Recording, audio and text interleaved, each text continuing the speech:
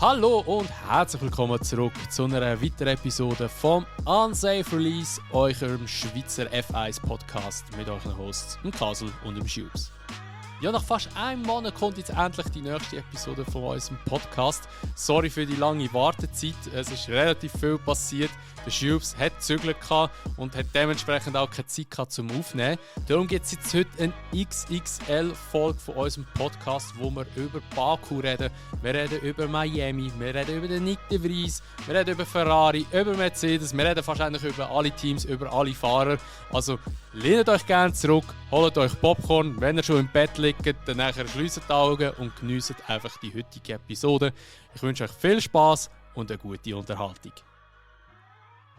Gut, wir legen in dem Fall los mit der heutigen Episode. Mit der Episode, die ja, ein bisschen im Verzug ist, sage ich jetzt einmal. Also inzwischen sind ja schon 2 Grand Prix gewesen. Einerseits einmal der in Aserbaidschan und nachher auch der noch in Miami. Und es ist auch noch viel neben den Grand Prix passiert oder so Sachen, die wir ein bisschen werden heute in der Episode anschauen, wie schon im Intro angesprochen.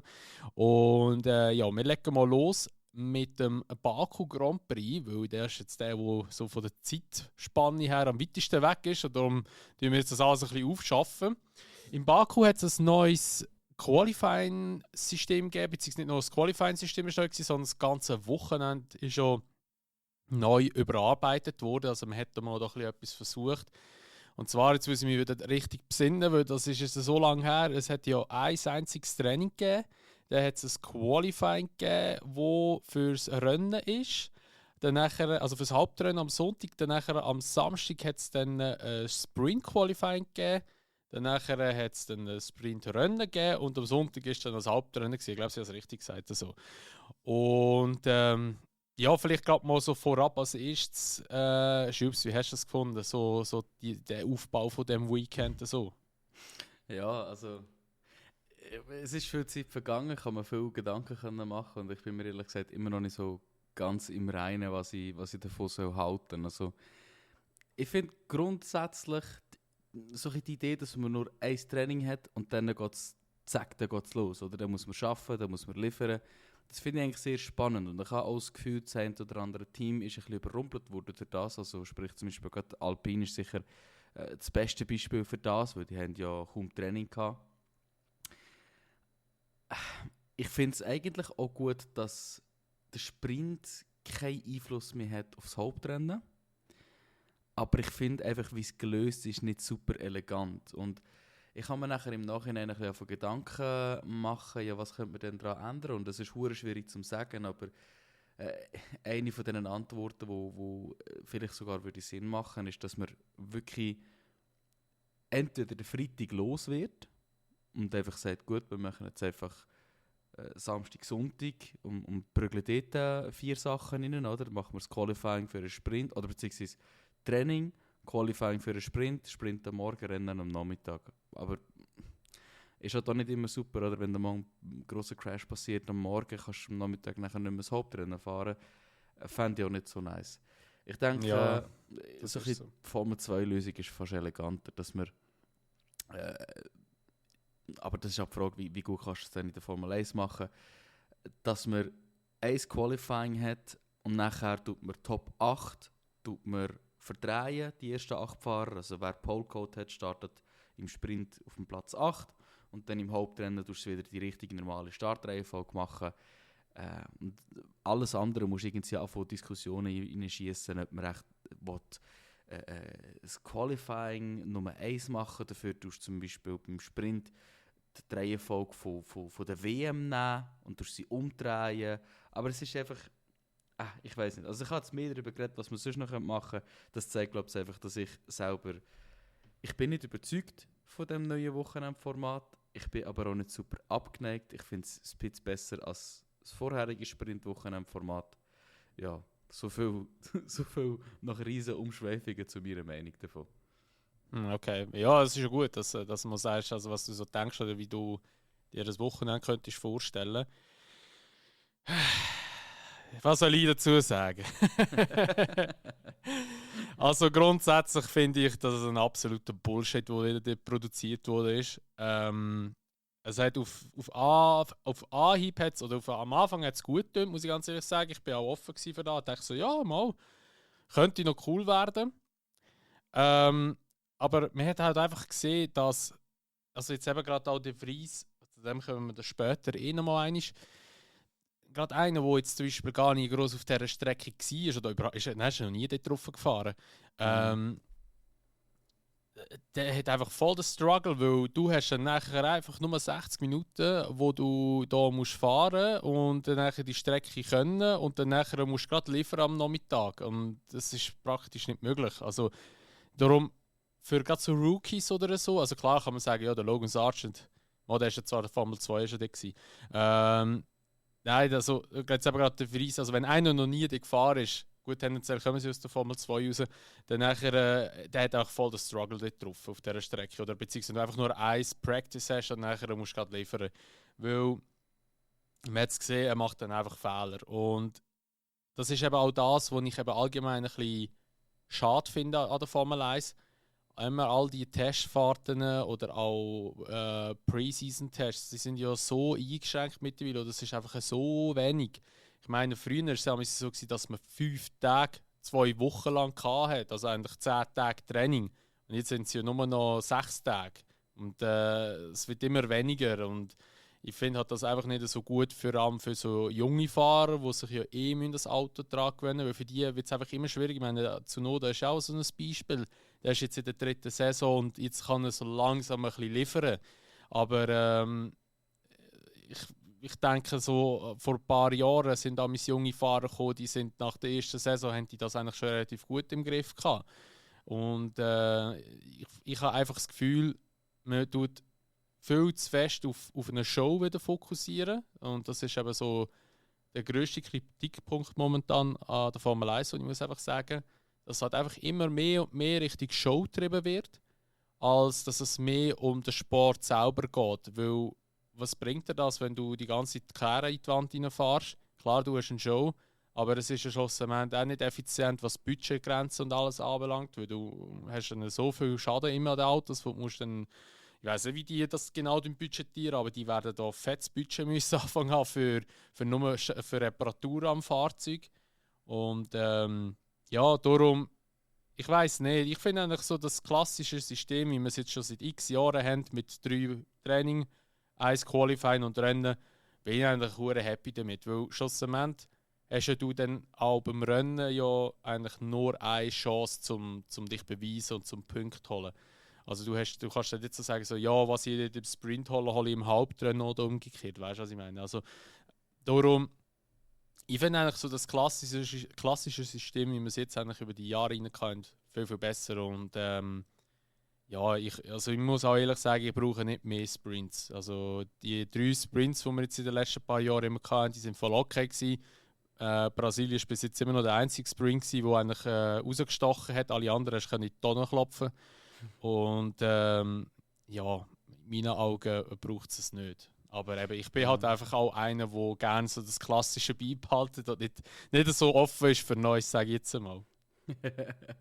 Ja, okay, gut. Aber ich meine, wenn sich das Auto auch verändert, habe ich das Gefühl, muss auch das rundum sich mit der Zeit ein bisschen anpassen. Ich finde auch, weißt, ich finde nicht alles schlecht, was Formel 1 momentan macht. Aber es gibt auch vieles, was einfach nicht gut läuft. Und Ja. vielleicht auch gerade zum. Ja, ich weiß. Aber zum auf die Punkte zurückgreifen mit dem Training. Eben, ich glaube, man muss sich da schon grundlegend Gedanken machen, was man will. Oder willst du richtig Entertainment gehen? Willst du die Wochenende vollprügeln mit Rennen? Und dann musst du dir halt auch mehr Gedanken machen, ja, wenn du schon das Wochenende vollprügelst mit Rennen, willst du dann wirklich noch ständig so Triple-Headers haben, wie wir es jetzt dann werden haben? Willst du wirklich so viele Rennen im Jahr drin haben, plus dann nachher immer noch ein Sprintrennen dazu? Ich finde eigentlich, gerade wenn es um Thema Training geht und Tests etc., wir haben jetzt ja einen Budget Cap. Gebt doch den Teams einfach die Freiheit, selber zu entscheiden, wie viel das sie testen wollen. Okay, klar, das kannst du jetzt nicht an einem Rennwochenende sagen, aber wieso? Oder wir haben neue Regeln, die diese Sachen limitieren, wo eigentlich andere Regeln, die wir mal müssen einführen könnten aufheben, wenn man es vielleicht ein bisschen elegant löst. Und dass man zum Beispiel sagt, okay, Windtunnelzeiten tut man begrenzen, Streckenzeiten nicht, weil jedes Team muss sich selber überlegen, wie viel Zeit will ich noch auf der Strecke sonst noch verbringen, meinen Motor kaputt machen, potenziell Crashes haben oder sonst noch andere Sachen. Oder dass wir auch dort vielleicht einen separaten Budget Cap oder eine separate Zeitsperre noch draufhauen. Ich finde, das dürfen wir eigentlich wieder lockern. Und ich glaube, was ich vorhin schon angesprochen habe, mir gefällt das Wochenende von Formel 2 besser. Ich habe jetzt seit etwa 1-2 Jahren habe ich wie immer das Gefühl, ich freue mich schon fast mehr auf Formel 2 Rennen als auf Formel 1. Und ich frage mich, wieso das ist. Und ich habe gerade letztens mir eben genau den Gedanken gemacht, ja, wieso ist das eigentlich? Und als ich mir ein bisschen genauer überlegt habe, der Hauptgrund ist, dass es nicht sich ständig verändert. Du musst dir in der Formel 1 jedes Wochenende wieder Gedanken machen, ja, wie ist jetzt das Wochenendformat? Und was sind jetzt da wieder Regeln, die neu sind? In der Formel 2 hast du eigentlich die ganze Season immer, dass es ist. Und die Fahrer können sich darauf fokussieren, auf das, was ist. Sie können fahren, sie können gegeneinander fahren.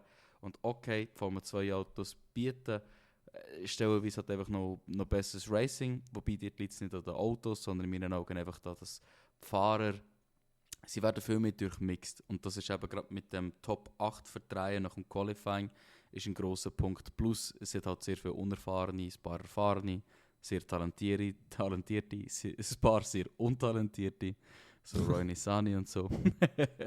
Und das macht dann halt auch nochmal einen Unterschied gegenüber der Formel 1. Oder? Also ich wollte jetzt nicht sagen, du kannst jetzt genau die Lösungen von Formel 2 auf Formel 1 übernehmen, aber ich glaube, was Formel 1 einfach braucht, ist kontinuierlich das Gleiche. Dass man einfach wieder mal einen festen Grundboden hat, wo man kann sagen, gut, ich weiss, was mich das Wochenende erwartet. Weil, ja, in meinen Augen ist es einfach zu viel Rennen, zu viel Veränderung, ja, zu viel Shishi Gaga, wenn Ja, man so also, sagen. Gut, das Ding ist halt eben auch einfach, du musst halt einfach eben auch sehen, was bietet die Formel 2 und was bietet die Formel 1. Und man muss halt einfach ganz ehrlich sagen, dass die Formel 1, also, ich meine, die Autos in der Formel 2 sind ja eigentlich, wie soll ich sagen, es ist halt viel, ja, es ist ja viel besser ausgeglichen, weißt du, was ich meine? Bei der Formel 2. Also klar hast ja du auch die Teams, die einfach auch stark sind, aber schlussendlich ist es wirklich mehr der Fahrer, der den Unterschied macht, weißt du, was ich meine?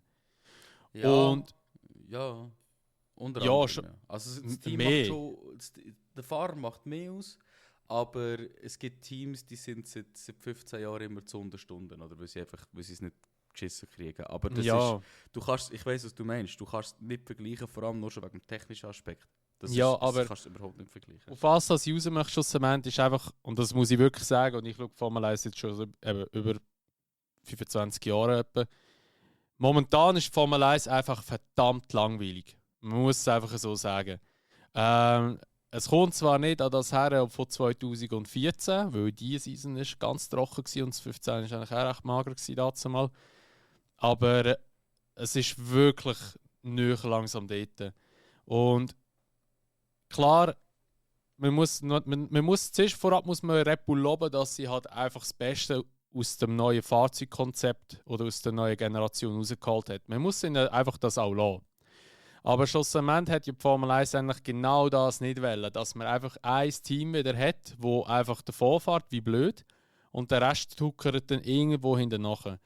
Klar, man muss auch fair sagen, es gibt in dem Sinn momentan, habe ich das Gefühl, kein richtiger Backrunner mehr. Also das Mittelfeld und die Backrunner, die sind nicht beieinander, die sind wirklich beieinander. Das ist momentan eigentlich nur Sauber, wo so ein bisschen am Hinten nachfahren ist, wo sie halt einfach viele Probleme haben. Und nachher ist eigentlich das Mittelfeld beieinander und dann kommt Red Bull, kann man so sagen. Und Ferrari, je nachdem wie sie Lust haben, sind auch mal ein bisschen noch dabei dort. Und ich finde das halt einfach hure schade, weil einerseits hat man jetzt eben eine neue Generation, man kann näher beieinander fahren und das hat sie auch schon mehrfach bewiesen, dass man näher beieinander fahren kann. Aber mein Hauptproblem oder mein grösster Kritikpunkt bei der aktuellen Fahrzeuggeneration ist einfach Gewicht und Größe von diesen Autos. Die Autos müssten einfach viel leichter sein, die Autos müssten einfach viel kleiner sein und weniger breit. Und dann nachher würdest du da schon besseres Racing haben. Dann könntest du als DRS endlich mal rausfetzen, den Scheissdreck. Ja, Aber absolut. ja, ich meine, voraussichtlich 2026 mit der neuen Motorgeneration soll ja auch das Chassis noch mal ein bisschen angepasst werden. Wir reden ja schon, dass wir eigentlich das Auto kleiner machen. Aber wieso macht man es nicht kleiner oder wieso macht man die Autos nicht leichter, weil man die Autos nicht möchte schwerer machen? Das ist immer so das Problem. Schneller machen, meine ich. Ich Ja, meine, das ist ja schon der Punkt seit Jahren, weißt du? Das ist das, was mich aber noch so aufregt. Das ist ja, man macht sich Gedanken, wie kann man mehr Racing bringen, aber seit Jahren ist ja genau das, was man sagt. Machen die Autos kleiner, machen sie leichter und. Und ich meine, das beste Beispiel sind Serien wie IndyCar, Formula E. Das sind alles kleine Autos, wo du kannst Rennen fahren gegeneinander, oder? Mhm. Man kann Ja, etwas es ist ja machen. so. Und Ich klar, meine, die technische Innovation nicht, aber ja. ja, aber weißt du, ich meine, blöd gesagt, wenn jetzt du eben mit so 2 kleinen Autos ein Rennen fährst, hast du wahrscheinlich mehr Racing, als wenn du mit 2 LKWs ein Rennen fährst. Weißt du, was ich meine? Also ist so vom Ja, Grössenunterschied angesehen und so. vom Gewicht. Es ist halt einfach so. Und ich finde halt einfach, da müssen wir unbedingt einfach anders an das Zeug hergehen. Weil eben, man macht die Kläpfe immer schwerer, oder beziehungsweise man hat sie jetzt zwar ein bisschen leichter ja gemacht, oder Mindestgewicht hat man ja reduziert nochmal, aber es sind ja 2 Kilo, mehr nicht. Und das sollte man einfach unbedingt ändern, weil das ist das, was momentan einfach den Sport hure kaputt macht. Und da kann man noch so viele Simulationen im Windkraft, kann ich sagen, im Windkanal machen und weiss ich was. Schlussendlich liegt einfach dort das Problem. Und ich finde es einfach schade, dass es irgendwie die Formel 1 einfach nicht checken. Oder vielleicht merken es schon, aber sie haben einfach das Gefühl, so, ja, das kommt ja schon noch. Es kommt ja schon noch. Klar, wenn Budget Cap, die wird ja jedes Jahr immer ein bisschen weniger. Irgendwann wird es wahrscheinlich schon so sein, dass Teams mit zusammenkommen. Aber man muss einfach die Chassis ändern. Wieder. Also es tut mir leid. Man müsste eigentlich die Autos einfach kleiner machen, leichter machen. Und ich meine, schlussendlich kannst du über die Aerodynamik das so steuern, wegen der Dirty Air, wie sie soll abgehen, also wie sie soll ausströmen. Weil ich meine, das ist ja eben das gewesen, wieso dass man eigentlich die Fahrzeuggeneration jetzt hat, auch wegen dieser scheiß Dirty Air, wo früher so das Problem war, dass man nicht nicht beieinander fahren konnte. Und ich meine, das hätte man jetzt eigentlich gut können lösen. Also übernimm doch einfach das Konzept oder das Wichtigste dort raus und mach einfach kleinere Autos daraus. Also das ist einfach meine Meinung, weil so könntest du den Sport wirklich sehr, sehr unterhaltsam gestalten und könntest ihn auch, blöd gesagt, ein bisschen retten. Weißt du, was ich meine? Absolut. Weil, ich meine, die 22. Saison letztes Jahr ist einfach, ja, es hat ein paar spannende Rennen gehabt, es hat ein paar unterhaltsame Rennen gehabt, aber Championship technisch ist einfach eine hure langweilige Geschichte gewesen. Und ja gut, ja, nein, was sage ich langweilig? Also, ja, Ferrari ist einfach dumm, sorry. Also, Ja. aber es ist halt einfach ein bisschen so, ja, also du hast halt einfach gesehen, okay, Red Bull wird es wahrscheinlich machen, weil die sind hure stark gewesen. Du hast so von Anfang an nicht gewusst, ob sie es machen, weil sie einfach noch Probleme hatten, aber nachher, wo sie dann plötzlich eigentlich so sich gefangen haben, hast du gewusst, okay, jetzt läuft der Hase.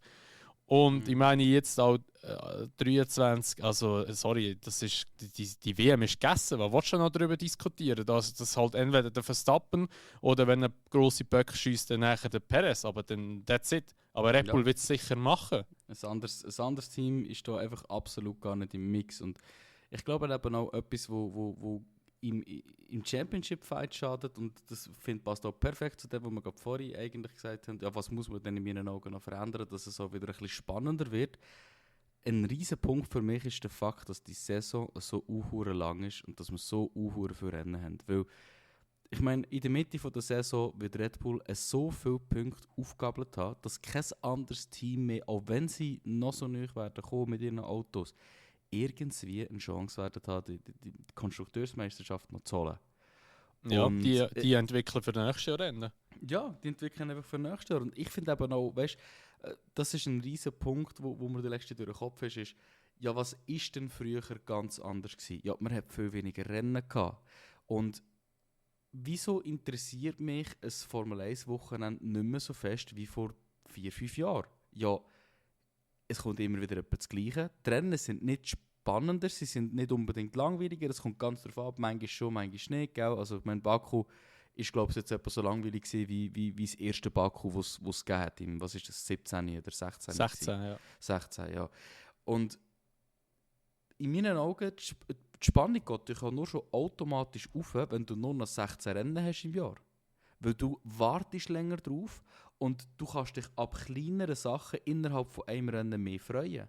Weil ich mag mich erinnern, ich habe mir immer Kleinigkeiten rauspicken und habe mich mega darüber freuen und musste sagen, mal, das war jetzt spannend gewesen, im Verlauf des Rennens das zu beobachten. Fast egal, wie langweilig das die Rennen waren. Ich meine, wir haben 8 Jahre Mercedes Domination und wir haben trotzdem geschaut. Oder wir haben trotzdem Sachen gefunden, wo wir gesagt haben, mal, das macht Spass, um darüber zu diskutieren und das zu sehen, wie sich das und dieses entwickelt.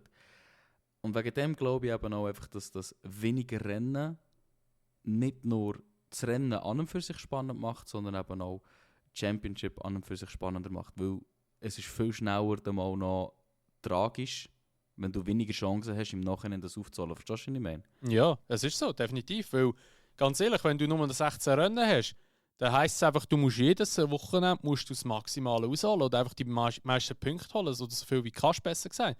Weil, sind wir ehrlich, ein Verstappen, wenn der einen DNF hat, denkt er sich, ja, komm, ich hole das nächste Wochenende wieder raus. Also, weißt du, was ich meine? Oder, ich meine, wo war es? Ist er in Baku auch weiter hinten gestartet? Oder wo war das jetzt gewesen? Australien oder so? Aber du hast ich weiß gar nicht, ja, irgendwie Baku und Miami. In Australien, da ist er nicht Australien weiter hinten gestartet. Ich weiß es nicht mehr. Aber in einem Rennen hast du ihm einfach angesehen, so, ja, komm, scheißegal, ich hole es ja wieder auf. Weißt du, so in dem Stil, weißt du?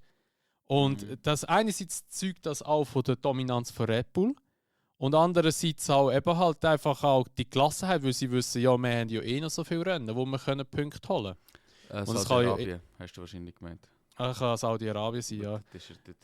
Ja, genau, dort ist er weiter hinten gestanden, ja. Und dort, genau, und dort hast du ihm angesehen, dass er verdammt gelassen war. Ja, auch in Aserbaidschan, sorry. Ich meine, vielleicht können wir es nachher zu dem ganzen Thema übergehen. Perez, wirklich wunderbares Wochenende. Verstappen, ein okay Wochenende. Der Verstappen, den ich kenne, wird sich richtig grusig darüber aufregen, wird nachher über seinen Teammate ablästern und sein Vater wird noch mindestens in den holländischen Medien rumrennen, dass der Perez bevorzugt wird. Und das kann nicht sein, weil der Max hat zu viel geleistet für das Team. Oder? Du hast nichts gehört in diese Richtung. Nichts. Es ist einfach nur, ist okay, kein Problem, ist ja zweiter Platz, gutes Teamresultat. So kann ich den Max einfach nicht. Einfach gar nicht. Ja, vielleicht ist jetzt plötzlich der Teamplayer geworden, das weißt du nicht. Ja, genau. Nein, also, weißt du, was ich einfach noch sagen wegen diesen ganzen Grand Prix, ich finde auch, man sollte es reduzieren auf 16, 17 Stück. Das ist wirklich optimal. Und dann kannst du auch 2-3 Sprints haben. Ja, gut, das ist einmal ein anderes Thema in meinen Augen. Aber weißt du, das, was mich einfach stresst, ist, wir haben jetzt 5 Rennen Anfang gehabt und von diesen 5 Rennen war ein Rennen eine richtige Rennstrecke. Der Rest waren alles Stadtkurs. Das ist eigentlich schlimm. Weil Miami ist kein richtiger Grand Prix, ist ein Stadtkurs eigentlich. Da habe ich jetzt eine andere Meinung. Findest du Miami ist ein richtiger Grand Prix, oder was? Nicht wegen Miami, sondern wegen der Stadtkurs.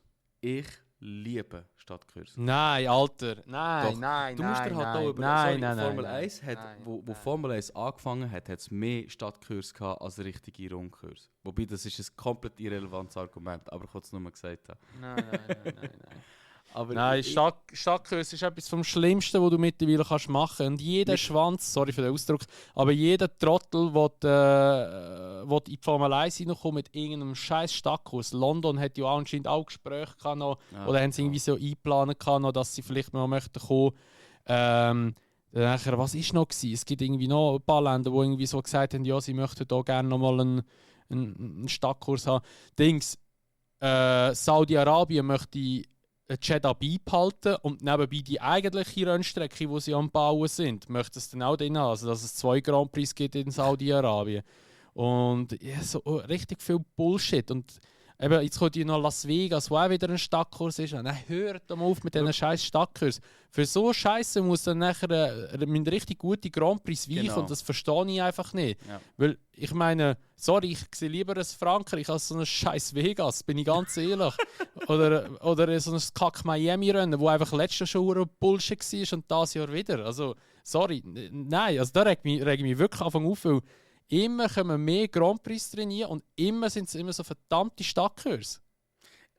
Ich glaube, was dort wirklich das Hauptproblem ist, dass es einfach überhaupt nicht ausgeglichen ist. Oder ich finde, du solltest über den Kalender hinweg solltest du ein paar Strecken haben wie Ungarn, Suzuka, viele Kurven, vielleicht nicht super schnell oder ein bisschen technisch. Dann solltest du aber auch Strecken haben wie Bahrain, gross, weit, viele Überholmöglichkeiten. Möglichkeiten für Racing etc. Und ich finde, du solltest eben auch Strecken haben, die fürs Qualifying spannend sind. Oder? Weil dann kannst du über die ganze Season hinweg eigentlich andere Teams belohnen, die sich auf etwas anderes spezialisieren. Die einen gehen auf Topspeed, die anderen gehen auf Corner Speed, die einen gehen auf Racing, die anderen gehen auf Qualifying. Oder? Und das finde ich eigentlich richtig, dass du solche die Aspekte im Auge behaltest. Und momentan stimme ich dir schon zu, oder? Momentan ist einfach, ja, wer gibt mehr Geld, wer kann werbetechnisch besser einsetzen, jawohl, dann machen wir jetzt noch Stadtkursli und dort auch noch und dort auch noch. Und dann gibt es halt auch immer wieder so ein Scheissprojekt wie Vietnam, wo einfach niemand mehr darüber redet und vor 4 Jahren noch das grosse Thema war, oder? Aber wie viel Geld dort wahrscheinlich vom Staat reingeflossen ist und Formel 1 eigentlich... grob gesagt, wahrscheinlich die ganze Region vielleicht auch ein bisschen ärmer gemacht hat, redet man nicht drüber, oder? Das ist einfach so ein bisschen, Ja, aber schau jetzt mal. Fokussiert euch aufs Rennen. Ja, aber schau jetzt mal. Wir gehen da mal ein bisschen zurück vor 20 Jahren. Vor 20 Jahren haben wir einen Rennkalender mit 16 Rennen. Ja. Mhm. Und dann haben wir zwei Stadtkurse gehabt. Das war einerseits Australien und einerseits Monaco und that's it. Mehr war nicht. Der Rest waren alles normale Strecken. Wenn wir jetzt mal 10 Jahre zurückgehen, also 2013, dann haben wir Australien gehabt, Stadtkurs, dann haben wir Monaco gehabt als Stadtkurs und that's it, mehr nicht. Mehr nicht. Ja, Indien war sogar drin. Dort haben wir 19 Rennen gehabt in dieser Saison. Und sorry, aber wir haben die Stadtkurse haben wir so gelenkt. Die sind einfach, also ich finde, jetzt haben wir da Saudi-Arabien Stadtkurs, wir haben gut, Baku. Ja, komm, Baku ist noch okay, sage ich jetzt mal. Eigentlich ist Baku nicht eine schlechte Strecke. Aber Baku ist genial. Aber jetzt da mit dem scheiß Miami, Mann, und Vegas und dann, ja, komm. Also ich bin froh, also ich bin wirklich froh, dass Katar drin ist mit einer normalen Strecke und nicht auch noch da irgendwie das Gefühl haben, sie müssen durch Doha oder wie die Stadt dort heisst durchbrettern. Schau jetzt, ich bin dir gleich so frech. Wenn du 1990 zurückgehst, Phoenix, San Marino, genau. Phoenix, Monaco, Kanada, Kanada ist kein Stadtkurs. Adelaide. Kanada? Ja, Kanada. Das ist, da kannst du jetzt etwa gleich diskutieren wie Miami, wo eigentlich spezifisch für das oder Australien. Australien finde ich kann schon argumentieren. Das ist schon relativ spezifisch für das aufgebaut. Okay, es hat Strassenelemente drin. Ja, aber weißt, Kanada wird ja über das Jahr hinein wird ja eigentlich nicht mit PWs befahren, weil es ist einfach ein Rundkurs und du kannst dort einfach go Rollerbladen oder säckeln dort drauf. Das ist mehr dann so eine riesige Sportanlage, kann man sagen. Aber Australien ist ein normaler PW-Verkehr nachher drüber, unter einem Jahr. Und das gleiche auch bei Dings, kann ich sagen, Baku und so ist ja auch alles ein normaler Verkehr, weißt du? Aber in Kanada würde jetzt, also ich weiß schon, es zählt, glaube ich, offiziell wird es als Stadtkurs genannt, aber in meinen Augen ist es eigentlich keiner. Ja, in meinen Augen auch nicht unbedingt. Also, stimme dir schon zu. Aber wirklich, ich glaube, wie gesagt, das Hauptproblem ist, dass es einfach überhaupt nicht ausgeglichen ist. Oder? Man hat zu viele Stadtkurse, man hat einfach zu viele Rennen generell. Das ist, denke ich, sicher das Hauptproblem. Oder? Und ich meine, ein Grund, wieso ich es gut finde, ist, weil es eben einen gewissen Fahrer ein bisschen bevorzugt. Schau, ich fände es schön, wenn wir jetzt vielleicht gerade schon bei dem sind. Ich rede natürlich von Perez, oder? Ich fände es schön, wenn er nicht so unhuere für Rennen müsste fahren und im Max wirklich die Stirn könnte reichen, weil ich habe wirklich das Gefühl, dass wir sicher bis Mitte Jahr doch ein bisschen einen Fight werden sehen zwischen diesen beiden. Es ist halt schwierig zu sagen, wo das der Fight geht. Oder weil ich habe das Gefühl, beim Perez muss doch alles richtig laufen, dass er ein gutes Wochenende hat. Und beim Verstappen, der kommt dann schnell mal mit einem schlechteren Wochenende zurecht und kann doch noch etwas Gutes rausholen. Ich meine, was der Alben aus dem Auto rausholt, ich bin überzeugt, wird der in einem Williams fahren, wäre der Alben noch weiter platziert als ein Albon, das Alben, oder weiter oben platziert. Der hat wahrscheinlich jetzt schon 40 Punkte, obwohl er im Williams inne wäre, oder so ein bisschen in diesem Stil gefühlt. Aber der Perez ist dieses Jahr in meinen Augen in einer Form, wo er schon lange nicht mehr war. Erinnert mich wirklich so ein bisschen, wenn du den Perez würdest nehmen, der damals bei Sauber gefahren ist, und jetzt gibst du ihm einfach die 10 Jahre Erfahrung. Ich habe wirklich das Gefühl, er ist eigentlich wieder auf dem Level, wo er damals war. Er fühlt sich ziemlich wohl bei Red Bull. Und ich finde, wenn er mal eine Chance hat für einen Championship-Fight, dann ist es dieses Jahr, ohne Diskussion. Ja, glaube ich auch. Also, ja gut. Das Ding ist halt einfach immer, also beziehungsweise es wird einfach so sein, dass er halt einfach der Fahrer Nummer 2 ist im Team. Also beziehungsweise, wie soll ich das sagen? Niemand sagt es, aber jeder weiß es. So kann man es wahrscheinlich definieren. Und ich glaube es wird für ihn hure schwer werden, überhaupt einfach an das herzukommen, wie es der Max macht. Aber man muss halt einfach auch sagen, der Max ist einfach schon hure stark. Also gerade eben Verstappen und das Auto als Kombination ist momentan schon unschlagbar eigentlich, wenn es läuft. Und der Perez ist halt einfach immer da, blöd gesagt, wenn es eben nicht läuft. Oder beziehungsweise wenn der Verstappen ein Problem hat oder Strategiefehler gemacht worden sind oder was auch immer. Es ist ja auch gut. Ich meine, es ist bei Mercedes und Hamilton Bottas damals auch nicht gross anders gewesen. Weißt du, was ich meine? Also, dort ist es ja eigentlich immer auch so in die Richtung gegangen. Aber ich wünschte mir persönlich auch, dass der Perez hier und da mal könnte gegen den Verstappen wirklich ankämpfen und dass man auch wirklich einen spannenden Championship-Fight hat. Das wünsche ich mir auch. Und vor allem halt einfach, dass er sich voll durchsetzen und einfach dann vielleicht auch mal so einen Team-Call oder so wird ignorieren, weil das wird dann richtig geil werden. Weil du weißt genau, intern wird es richtig brodeln. Und ja, ich glaube eben, er ist jetzt auf dem Level, wo er das machen würde. Weil er weiss, es ist Anfang Jahr und es ist einfach unfair, wenn sie mir jetzt irgendetwas sagen wollen. Plus, ja, er muss ihm Neues zurückgeben von Brasilien. Eben genau, da will ich gerade sagen, plus eben das, was natürlich schon alles so passiert ist. Ich glaube auch, dass er jetzt einfach sein Ding macht. Und das ist auch richtig so und das würde ich auch, eben auch gerne sehen. Aber eben leider ist es inzwischen nicht mehr so, dass du von der Formel 1 her oder in der Formel 1 sag ich mal, als Fahrer, du hast schon noch viel Einfluss, aber ja, was so Motorleistung anbelangt oder allgemeine Performance vom Auto, ist ja nicht so, dass du ja permanent volles Rohr fährst. Also ich meine, du kannst ja der am Kommandostand, da sind wir wieder bei meinem lieben Stieberli, wo ich immer nach links und rechts schieben von der Leistung her. Ja, das kann natürlich auch mal heißen bei Red Bull, so, jetzt tun wir es mal ein bisschen zurückdrehen, weil so wie du fährst, passt uns nicht. Blöd gesagt, weißt du, was ich meine? Und ja, also mal schauen. Du kannst halt dann nachher, das ist das Problem, du kannst halt immer verstecken als, ja, wir müssen den Motor schonen und ja, wir müssen, oder es ist ein Marathon, kein Sprint, oder? Das ist halt das Problem. Du kannst halt auch als Team gegen außen sehr gut verstecken, dass du Team-Orders machst. Ja, irgendwie so, ja, Bremsen sind ein bisschen am Überhitzen oder die Reifen, sonst haben wir zu grossen Reifenverbrauch und weiss nicht was alles. Ja, also da gibt es ja so viele Sachen. Weißt, dann musst du halt auch einfach einen Valtteri Bottas haben oder einen Perez, wobei beim Perez bin ich mir nicht so sicher, aber sicher einen Valtteri Bottas, der einfach 100% darauf lässt, was das Team sagt und sagt, aha, ja, mal gut, dann schaue ich jetzt ein bisschen schauen. Aber wenn du einen Hamilton hast oder einen Charles Leclerc, oder wenn die so einen Teamcall bekommen, die regen sich darüber auf und fahren nachher noch schneller.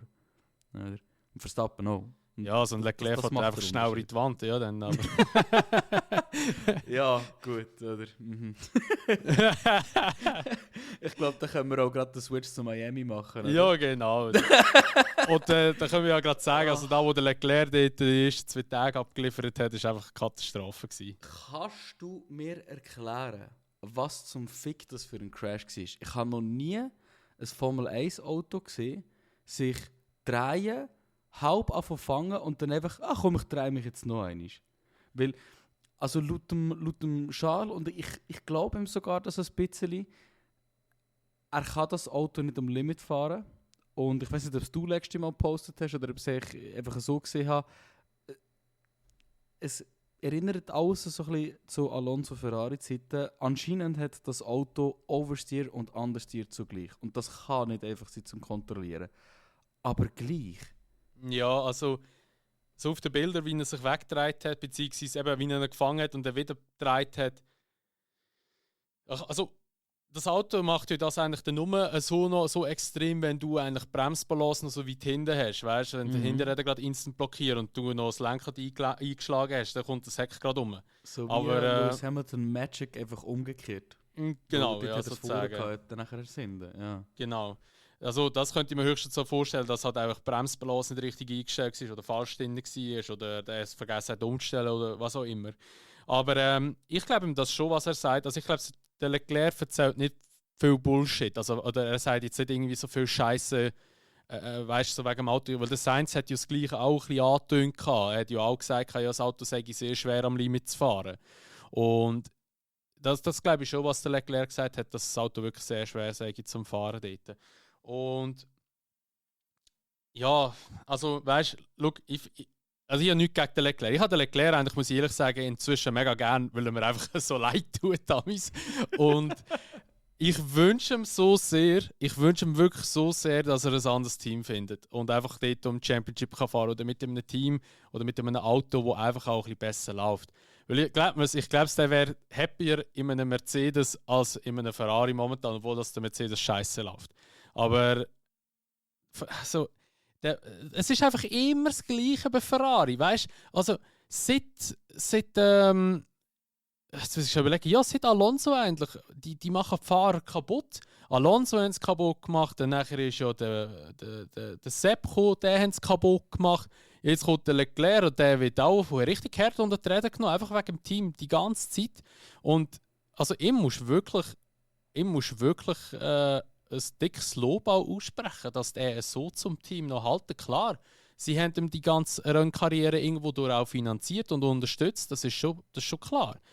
Aber gleich, also ich meine Alpine hat ja auch Piastri alles finanziert und er denkt so, fuck it, Alter, ich gehe nicht. Also, Ja, na gut, das kannst du nicht vergleichen. ja, logisch, aber aber ich weiss, was du meinst. also, dass der immer noch Geduld hat für das Team, das ist schon echt beeindruckend und auch nicht selbstverständlich. Und wir haben ja erst gerade vor kurzem, wann war es? Gestern oder heute? Oder ich weiß gar nicht, wann haben wir ja da, gestern haben wir ja geschrieben wegen ja, wer woher könnte noch und so, also so ein bisschen Silly Season Prediction. Gut, dass der Leclerc wechselt, hätte er ja eigentlich dementiert gehabt, dass er jetzt zum Mercedes oder so würde gehen. Aber ganz ehrlich, wenn er zum Mercedes gehen, ich glaube, es wäre ein guter Move. Für ihn selber, denke ich. Es wär, ja, okay, gut. Also, rein karrieretechnisch wäre das sicher der beste Move, den er machen kann. Also, ich glaube, da kann man jetzt momentan sagen, was man will. Ich glaube fest daran, dass Mercedes in den nächsten paar Jahren schon wieder wird vorne mitkämpfen. Vielleicht nicht unbedingt gerade dieses Jahr, aber übernächstes Jahr. Oder was ist Mercedes? Die wissen, wie das geht. Auch wenn sie viel Veränderung haben in den letzten 2-3 Jahren. Aber ja, anyway. Das Ding ist einfach, ich glaube, der Leclerc, er hat auch viel Vertrauen in Ferrari. Viel mehr als viele andere Fahrer bis jetzt hatten. Er hat auch viel Vertrauen in den Fred. Also der Freddy, ich glaube, wir werden jetzt dann langsam seine Lorbeeren sehen. Aber halt erst jetzt langsam. Weil du kannst nicht einfach in das Team reinkommen und alles verändern, wie du willst. Plus es sind noch viele Leute abgesäckelt. PR-technisch Katastrophe mit dem Laurent Mekis, der da letzte ein Drama war mit Alpha ja, Tauri. wo geht der her? Der geht zu Alpha Tauri, der Teamchef genau. dort. Ja, stimmt. Und er hat ja eigentlich, man sagt ja im Englischen, sagt man es ist im Gardening Leave. Also es ist eigentlich unter den Teamleitern, vor allem bei Ferrari, ist es extrem so. Also bei den Top-Teams hat es das überall, aber Ferrari hat das extrem. Du verlierst Ferrari, du kannst die nächsten 2 Jahre nicht in einem anderen Formel 1-Team arbeiten. Ja, zum Und Beispiel sieht man es ja beim Binotto, ja. Genau. Oder? Der hat nicht einmal mehr bei Ferrari arbeiten. Aber er gleich aber Lohn dort ist- kassiert wahrscheinlich von Ferrari. Ja, anscheinend schon. Das Ding ist eben, bei ihm, beim Binotto ist glaube ich mehr gewesen, dass er eben innerhalb des Teams mit den Paaren eben nachher auch nicht mehr so gut gehabt hat. Und das ist der Grund, wieso dass sie ihn eben nicht haben wollen, auf eine tiefere Stufe nochmal runter, weil man ihn nachher gar nicht mehr hat respektiert. Oder weil es geht so viel um Stolz in dem Team. Oder weil du trägst die ganze italienische Nation auf deinem Rücken, wenn du dich rot musst anlegen. Oder? Anyway, back to the topic. Loro Meckis Zeug, wir könnten später noch über Alpha Tauri reden, das wird dann auch noch spannend.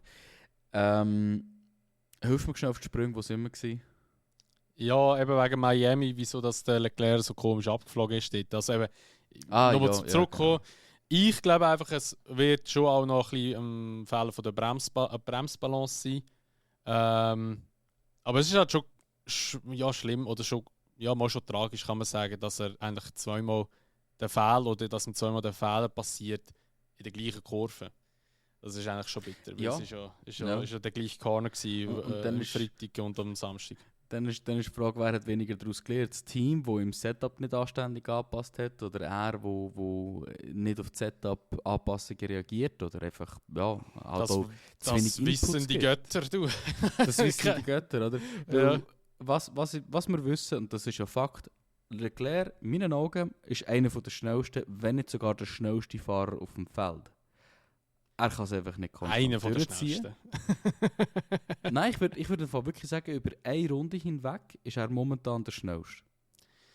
Ja gut, der Eigentlich. Ferrari läuft ja eigentlich schon gut im Qualifying Sim. Mhm. Dort läuft er eigentlich schon.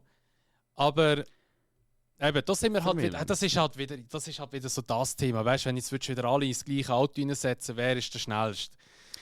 Ist schwierig zu sagen. Ist schwierig zu sagen. Ich denke, über eine Runde, also da bist du mit Max und Charles Leclerc bist doch, denke ich, auf einem Safe Bet. Die sind sicher zuoberst oben. Hamilton gerade hinten nachher oder beziehungsweise auf dem gleichen Level. Aber ja, ich würde sogar auch noch einen Hamilton würde ich auch nicht nehmen und ich würde sogar, also an einem guten Tag sogar noch einen Alonso. Ich habe das Gefühl, Alonso ist von der Racecraft her viel besser als One-Lap-Pace.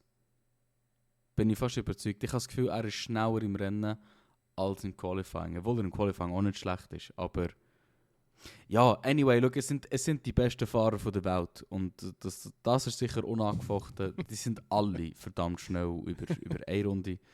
Oder über mehrere. Ich muss gerade ein Also bisschen lachen wegen eigentlich- dieser Aussage, wegen, dass sie die besten Fahrer auf dieser Welt ist, mir einfach gerade der Latifi Mazepin in den Sinn gekommen. Da müsst ihr gerade davon lachen. Die meisten davon sind die besten Fahrer dieser Welt. Okay, Ja, aber man kann, ja, Wir haben ja jetzt eigentlich gar keine richtigen, also jetzt eigentlich in dieser Saison haben wir eigentlich gar keinen richtigen Paydriver drin, weißt du, was ich meine? Außer der Joe. Ja, und also auch der Joe, ich meine, ein Joe, ein Stroll und ein Sargent kannst du mehr oder weniger als, eigentlich auch ein Norris kannst du als Paydriver anschauen, weil sie haben alle viel Cash im Rücken und sind durch das unter anderem mit Formel 1 reingekommen, aber sie fahren halt alle hure gut. Also wobei Sargent ist so. müssen wir jetzt noch ein bisschen beobachten, wie es läuft mit dem, aber also gerade Stroll, habe ich das Gefühl, hat das okay, eigentlich wie immer, ein gutes Jahr, nicht schlecht. Joe finde ich über die Grenze Ah ja, der hinaus. Stroll ist schon Paydriver, Alter, voll vergessen, man. Der ist maximaler Paydriver. Ja, siehst, das ist für mich so irrelevant, dass ich ihn der schon ist- vergessen habe. Papi gehört das Teamdriver. Stimmt, der ist ja auch noch drin. Ja. Nein, auf was ich eigentlich raus wollte. Und in dem ist eben auch der Stroll mega gut. Das weiss ich sogar. Feedback geben im Team. Ich bin mir nicht sicher, ob der Leclerc auch effektiv gutes Feedback gibt im Team und das Auto wegen dem effektiv wirklich weiterkommt. Ich glaube, für Ja. das wäre ein Carlos Sainz besser, wenn ein Carlos Sainz das Auto endlich mal würde verstehen. Anyway. Genug über Ferrari runtergehatet. Ich glaube, wir müssen noch ein bisschen frustlos werden über Miami, oder? Ja. Ja. Also Also, eben, wie gesagt, ich habe es ja vorher schon so eigentlich gesagt. Ich habe es aber mir schon auf TikTok schon mehrfach gesagt. Formel 1 ist einfach momentan sehr, sehr langweilig. Und Miami hat einfach den ganzen Scheiß noch einmal mehr unterstrichen. Weil es hat einfach 2 Situationen gegeben, die gut waren. Also, und erstens mal, sind wir ehrlich, also in den Trainings ist es fast spannender inzwischen als im Rennen selber. Im Training passiert immerhin etwas. Das ist schon mal eine Aussage. Ja, ist es so, Alter? Im Training haben sich die immer wieder ein bisschen gedreht und Probleme gehabt. Da musst du mir jetzt aber erklären. Da musst du mir jetzt wirklich erklären. Magnussen, Hülkenberg, Training.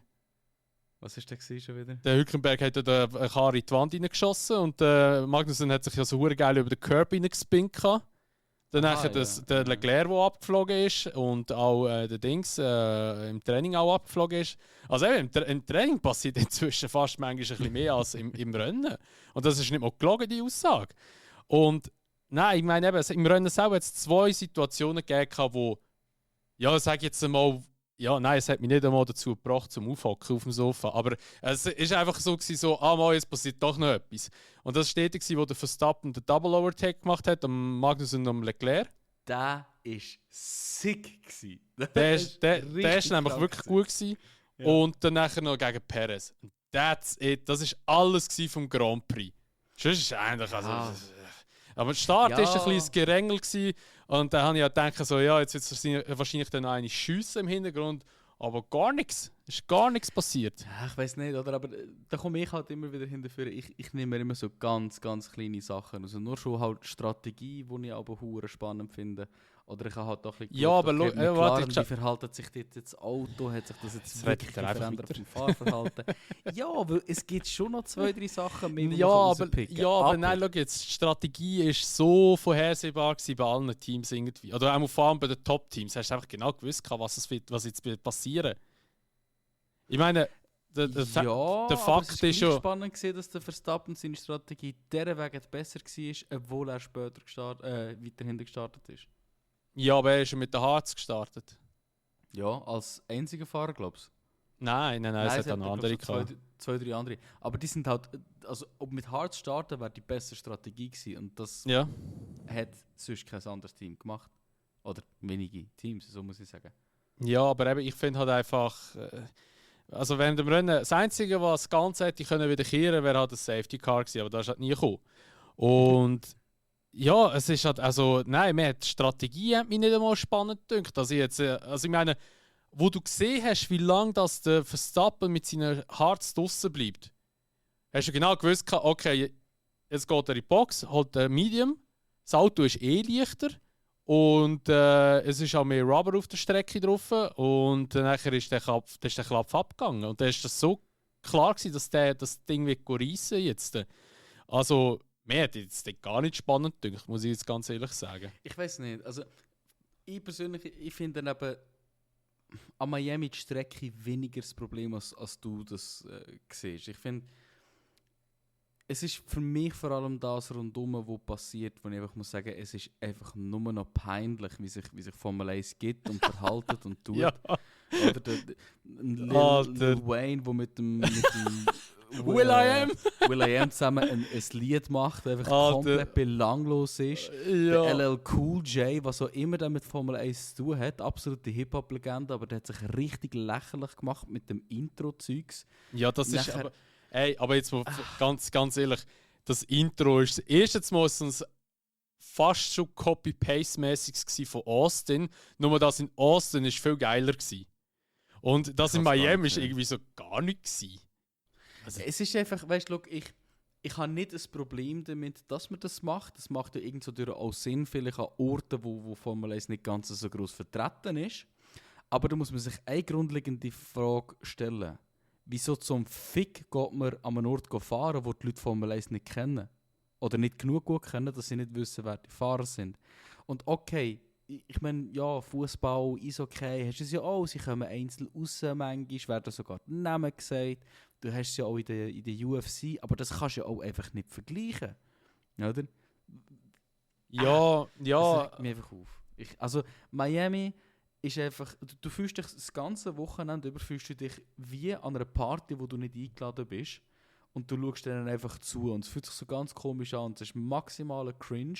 Und wie viel Instagram-Models die ganze Zeit im Hin und Her rumgügert und da irgendwelche Ja, Mann, ich Selfies bin am nicht mal Machen eingeladen worden, man, so wechseln. sind. Richtig behindert. Ich weiss noch, ich schaue immer Pre-Race-Show und Pre-Race nicht immer, aber die After-Race-Show schaue ich immer.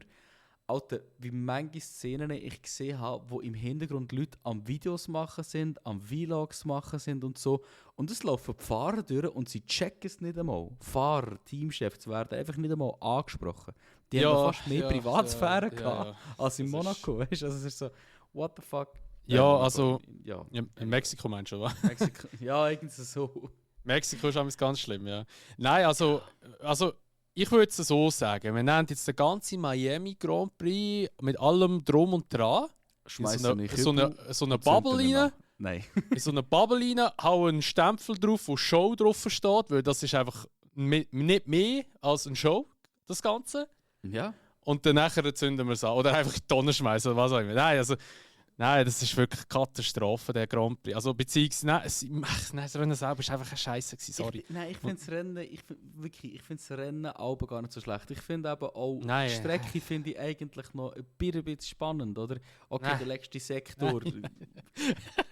Da kann man darüber diskutieren. Nein, ich weiss nicht. Ich kann mich einfach nicht anfreunden mit dem Scheiß, sorry. Das ja, ist aber ganz das ist halt auch wieder das. Gell? Ich einfach gerne so Strecken, wo sie näher an die Wand müssen, die für das Qualifying auch spannend sind zum Zuschauen. Es ist ein Witz. Grundlegend ist es einfach ein fucking Witz, wie Miami war das Jahr. Und ich habe wirklich, nach Miami, habe ich so zum ersten Mal einfach so ein bisschen im Hinterkopf gehabt, so habe ich gar keinen Bock zum Formel 1 zu schauen. Und ich hatte das wirklich noch nie gehabt und es war ein bisschen befremdend gewesen. Aber ich meine, ich habe jetzt angefangen, IndyCar stärker verfolgen, Rally Championship stärker verfolgen und es ist halt einfach, das Zeug ist momentan wirklich spannender und Miami hat für mich das nochmal so richtig auf die Spitze getrieben, wo ich einfach müssen sagen, gut, also es ist zum ersten Mal, wo ich auch muss sagen, so wollte ich keine Formel 1 schauen. Punkt. Ja, gut, weißt du, meine Hoffnung ist ja, das klingt jetzt vielleicht verdammt blöd oder böse, meine Hoffnung ist ja, dass alle amerikanischen Rennen richtige Flop werden. Weil das so eigentlich der Formel 1-Boom wieder zurückgeht. Texas. Ja, also Texas ich schaue jetzt abgesehen von Austin. Austin ist wirklich eine geile Strecke. Aber das ist auch die einzige Strecke, die wirklich gut ist in Amerika. Also weißt du, eigentlich so von diesen 3 Strecken. Also Vegas wird scheiße sein, sorry. Sag ich einfach jetzt schon. Vegas wird noch schlimmer als Miami. Ja, eben. Die Strecke wird wirklich schlecht sein. Und ich hoffe einfach, dass durch das der Boom wieder ein bisschen sinkt. Dass das ein bisschen zurückgeht in Amerika. Und dass es vielleicht einfach mal heisst von Miami oder von Vegas, ey, schau, für uns ist das nicht mehr interessant und so. Weil, weißt du, bei den Amerikanern kann man vielleicht noch vorstellen, dass das dann plötzlich mal noch schnell umswitcht, weißt du? Weil sie hat einfach gesagt, das ist mehr Geld, das reingelassen wird, dass etwas wieder rauskommt, weißt du? Weißt du, es entsteht das Ding. Es gibt 2 Gründe, wieso die These wahrscheinlich absolut wird recht haben. Erstens, jetzt ist es spannend, es ist hip, es ist Trend. Alles, was hip und Trend ist, wird früher oder später, früher, wieder zurückgehen. Oder? Also alles, was Show ist, die Leute werden nach 2-3 Mal der gleichen Miami-Show sagen, na gut, ist nicht mehr so spannend. Erstens das. Und zweitens, welche Sportarten sind in Amerika gross? Sportarten, wo hauptsächlich amerikanische Teams und amerikanische Spieler oder Fahrer drinnen sind. Welche Sportarten sind nicht gross? Fußball, Cricket, alles, was irgendwie ein bisschen international ist und europäisch ist nicht spannend, oder? Weil es ist nicht amerikanisch. Also, ich hoffe wirklich, wie du sagst, dass der Boom spätestens in 2 Jahren in Amerika einfach wieder durch ist, weil es für die schon wieder langweilig wird werden. Ja, voll. Weil dann nachher kommt das ganze Geschmeiß wieder mehr nach Europa über, da haben wir wieder ein bisschen mehr Traditionsstrecken vielleicht drin. Und dann könnte das Ganze schon wieder ein bisschen interessanter aussehen. Also wirklich nichts gegen Amerika. Wie gesagt, Austin, wirklich super Strecke. Auch früher in Indianapolis, richtig geile Strecke gewesen. Also jetzt sind sie ja nicht eigentlich im Kreis gefahren, aber haben das Infield haben sie auch dort. Und das war auch wirklich cool gewesen, zum Zuschauen. Aber ja, es ist halt einfach eben so das ganze Showzeug und das ist eben das, was mir so Kopfschmerzen bereitet momentan, weil eben da haben wir ja das letzte Mal oder vorletztes Mal schon im Podcast besprochen. In meinen Augen ist Formel 1 momentan, oder wenn es noch nicht ist, richtig stark auf dem Weg zu einer Show und nicht ein Sport. Und Es muss wahrscheinlich einfach jetzt dann mal so passieren, dass ein paar auf die Nase fallen und dann nachher, dass sich da dann wieder etwas wechselt. Weil ich glaube, bin ich ganz ehrlich, unter Führung vom Ecclestone wären wir immer noch gleich weit wie vor 4-5 Jahren. Also, da hat sich dann nicht groß etwas entwickelt. Ich meine eben, wie alles um die Formel 1, extrem, merke ich jeden Tag, Social Media technisch sich das entwickelt hat, ist einfach gravierend. Weißt, es ist zu einem gewissen Punkt ja schon gut. Ich finde es schon gut, dass es ein bisschen modernisiert wird. Dass es ja, sonst wäre sie eingegangen. Sonst wäre sie eingegangen, genau. Die Formel 1. Aber es ist einfach so ein bisschen, sie haben den Mittelweg nicht gefunden zwischen wir schauen, dass die eingefleischten Formel 1-Fans Freude daran haben und die neuen. Sie sind einfach nur komplett auf die neuen gegangen. Und das kannst du vielleicht für 1-2 Jahre machen, aber langsam gehen die eingefleischten Fans einfach weg. Und der Boom wird sich nicht lange drinnen behalten. Und ich habe keine Lust, dass wir erst in 10 Jahren wieder ein spannendes Formel 1 hat. Oder? Das ist, für das schauen wir es nicht. Ja, genau, das ist genau das, was ich meine. Weil eben, es ist momentan einfach ein falscher Weg, den sie eingeschlagen haben. Und ich meine, wenn ich die Leute sehe, weißt du, ich könnte ja wieder rausrasten, wenn ich die Leute sehe, wo auf TikTok mir einen Scheiß kommentieren, wo ich mir einfach weiss, Kollege, du schaust vielleicht Formel 1 ein Jahr 2 und meinst, du bist der Profi oder was? Dann denke ich mir auch so, Kollege, komm, zieh ab, weißt du. Also manchmal gehe ich gar nicht mehr auf so Kommentare ein. Oder eigentlich bin ich einer, der immer auf etwas eine Antwort gibt oder so, aber es ist schon lustig, weißt, wenn du auf Reddit oder so, oder auch, ich gehe relativ viel Insta-Kommentare lesen auf irgendwelchen Formel 1-Posts, die Meinungen, die die Leute haben. Und dann manchmal schreibst du etwas drunter und du kommst 5 Kommentare über von Leuten, die wirklich die nicht einmal verstanden haben, dass es 5 verschiedene Reifen gibt anstatt 3. Oder sie denken, es gibt Soft, Medium und Hard. Ja, aber gerade letzte habe ich genau das mit ihm diskutiert. Ich so, Alter, es gibt nicht 3 Reifen, es gibt 5. Und da hat es mir nicht glauben. Und dann also seitdem Jahr gibt es ja 6 sogar. Es gibt ja noch 10-0. Also 6? Ja, es gibt ja noch den 10-0, oder? Ja, anyway. Ja, es ist mühsam, echt mühsam. Aber eben, nochmal zum nochmal zusammenfassen. Bubble, Stempel drauf, Show und in die Tonne. Absolut. So kann man es sagen. Jetzt haben wir ausgeschweift wieder über Miami geredet. Ja, sorry, es ist einfach Frust. Es ist einfach Frust. Wir haben letztes Jahr schon, aber ich glaube, letztes Jahr bin ich noch sehr optimistisch gewesen. Wirklich Glas halb voll Typ bin ich noch gewesen, oder? Aber jetzt ist einfach das Glas, es ist ganz leer mittlerweile, oder? Ja, das ist wirklich Katastrophe. Ja. Zum mal schauen. Thema Strassenrennen zurückkommen, oder? Ich glaube, das ist etwas, wo wir unbedingt noch besprechen müssen. Also macht jetzt keinen Sinn, was ich gerade gesagt habe für dich, aber folgendermaßen. Vorhin hast du etwas gesagt und das haben wir extra aufgespart für jetzt. Ja, jetzt hat es mir den Nuki aus gesehen. Das ist eine geile Überleitung, musst du schauen. Ja. Nick de Vries sind Crash in Baku. Ich habe auch viele Kommentare darüber gesehen und gelesen und die Leute gesagt haben, hure schwach. Gerade er, der von der Formel E kommt, müsste doch hure gut sein auf Strassenrennen. Du kannst das wirklich null vergleichen. Ein Formel E-Auto mit vor allem dem jetzigen Formel 1-Auto. Du siehst nicht raus, es ist schwer und. Also, gerade sagen, gerade der Nick müsste Baku auch gut beherrschen, finde ich schwach. Okay, er hat mehr Street Racing Erfahrung, aber bringt er nicht. Nein, es ist komplett etwas anderes. Formula E ist einfach ein Championship für Senioren oder Fahrer, die es nicht gebracht haben. Also das tut jetzt hart, aber es ist so. Es ist einfach so. Und jetzt ist die Frage, oder sehen wir jetzt tatsächlich einmal die These, die du gerade gesagt hast, sich in die Realität am Umwirken ist, und das ist jetzt die Frage, das ist perfekt, hast du das gerade überleitet, weil ich habe eigentlich genau das fragen, ist der De Vries zu brauchen?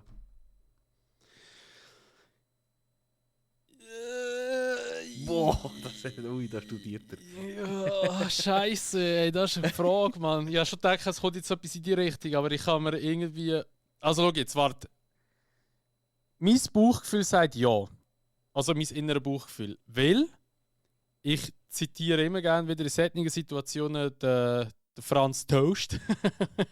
Und zwar, er hat gesagt, du musst in der heutigen Formel 1-Zeit musst du eigentlich wenn du neu reinkommst, 2 bis 3 Jahre Zeit hat, dass du dich ein Auto an die Strecke rein und all das alles einfach um den ganzen Zirkus dran gewöhnst und dann kannst du richtig performen. Beste Beispiel Tsunoda. Ich meine, der fährt ja jetzt an und für sich. Also man muss auch sagen, der Alpha Tauri ist jetzt nicht ein gutes Auto, muss man auch an dieser Stelle sagen. Aber der Tsunoda fährt ja doch noch gut. Ich meine, wo ist das jetzt gewesen? Ist das in Miami gewesen, oder ist das in Baku gewesen, wo er P8 qualifiziert hat? Ich glaube, es Baku ist gewesen, glaube ich. Baku, aber ich finde noch fast spannend, dass er immer auf P11 geändert hat. Stimmt das? Er hat, glaube ich, noch einen Punkt geholt. Er hat jetzt weiter irgendwie das Baku Fact-checken. oder so. Ja. Aber ich finde, er ist gerade ein gutes Beispiel. Er tut jetzt eigentlich relativ gut abliefern. In einem Auto, das jetzt nicht wahnsinnig stark ist. Und ich habe immer irgendwie das Gefühl gehabt, Tsunoda ist ein guter Fahrer. Und ich glaube, auch jetzt kann er sich so langsam beweisen oder kann sich so langsam auch zeigen.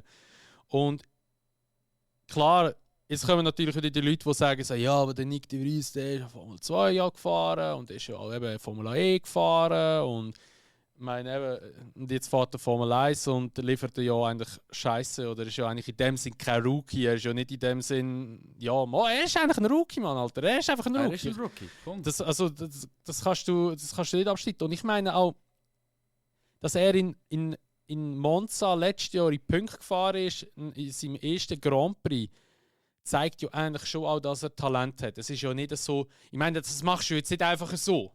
Du fährst jetzt nicht einfach so in die Punkte rein. Fertig. Also da musst du ja schon irgendwo durch ein Talent haben und alles drunter. Und ich habe einfach das Gefühl, er kommt mit dem Auto einerseits nicht so zu Schlag. Es läuft halt einfach nicht so, wie er es sich vorstellt, das Auto.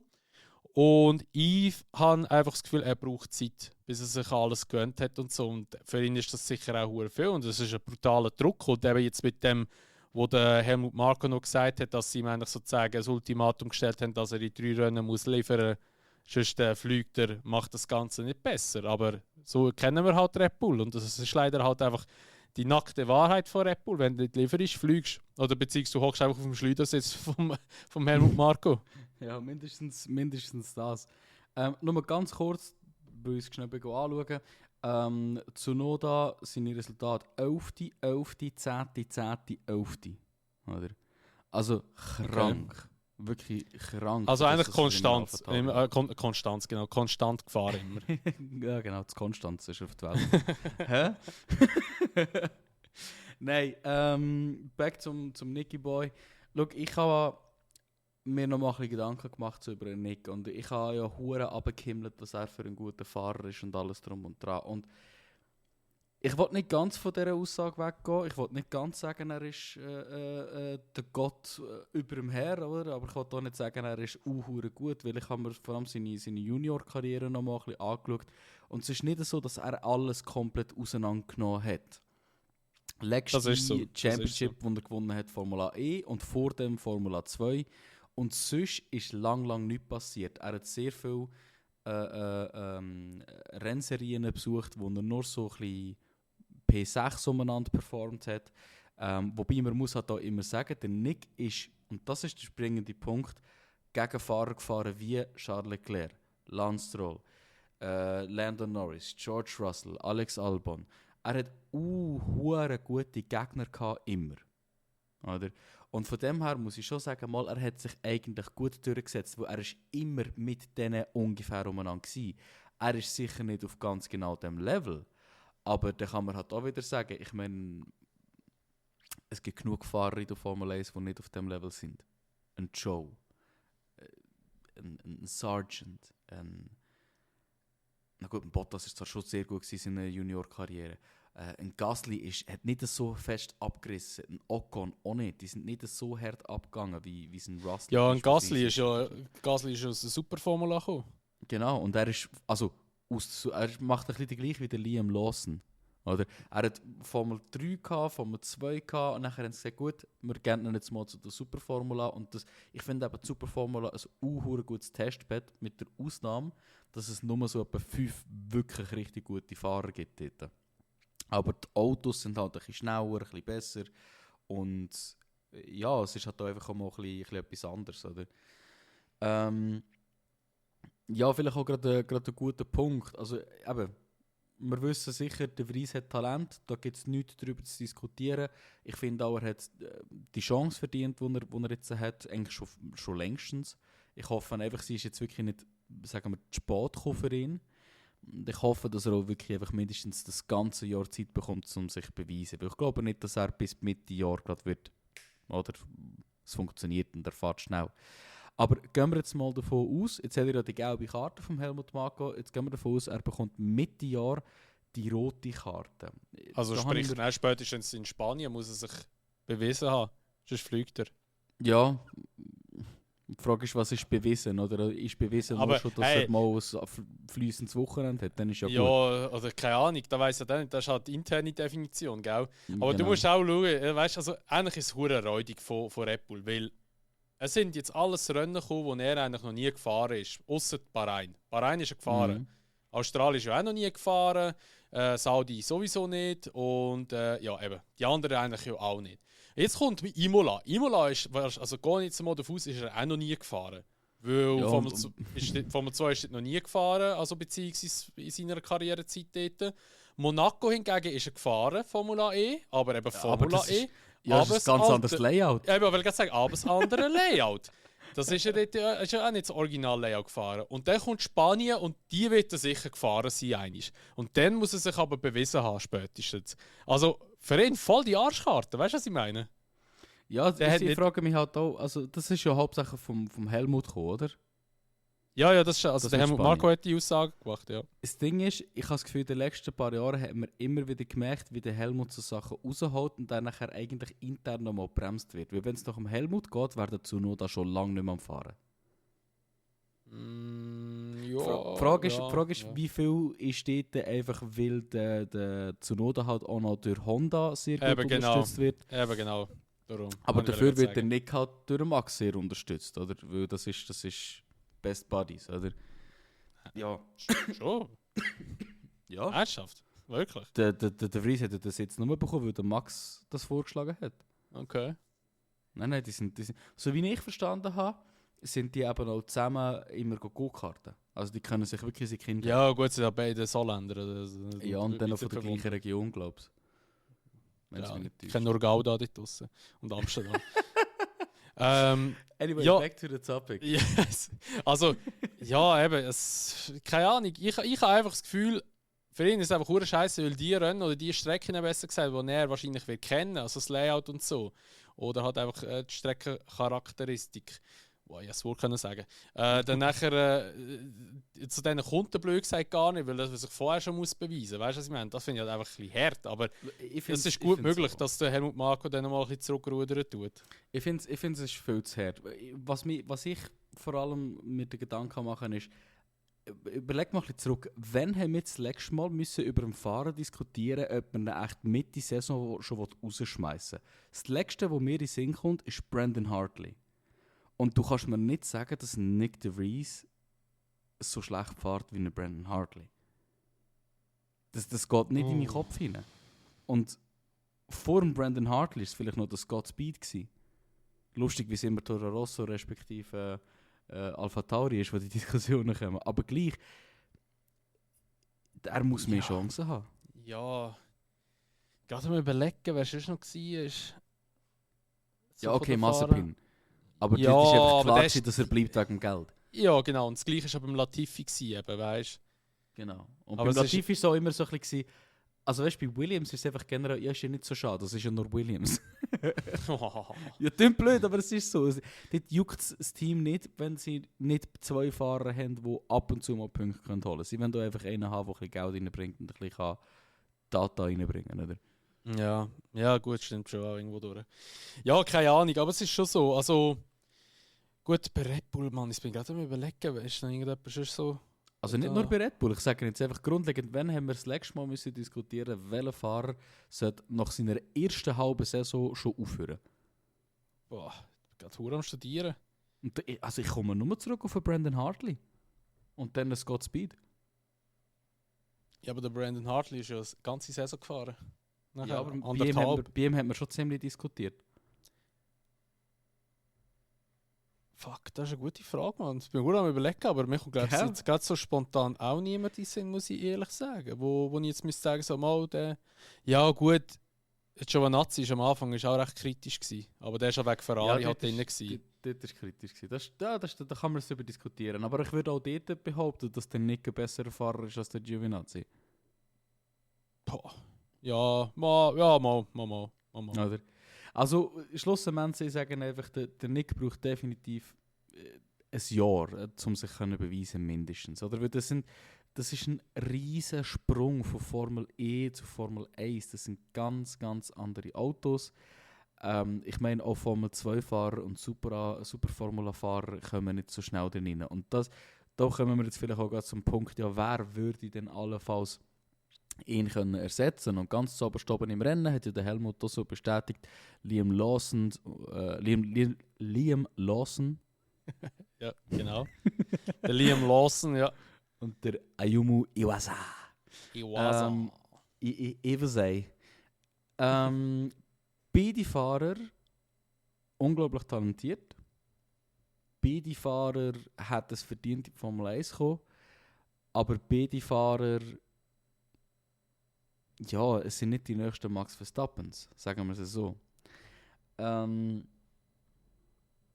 Was ganz klar raussticht, ist, dass beide jetzt gut dran sind. Und das macht mir eben ein bisschen Angst, vielleicht ein bisschen auch für Tsunoda. Die Frage ist, was passiert mit ihm?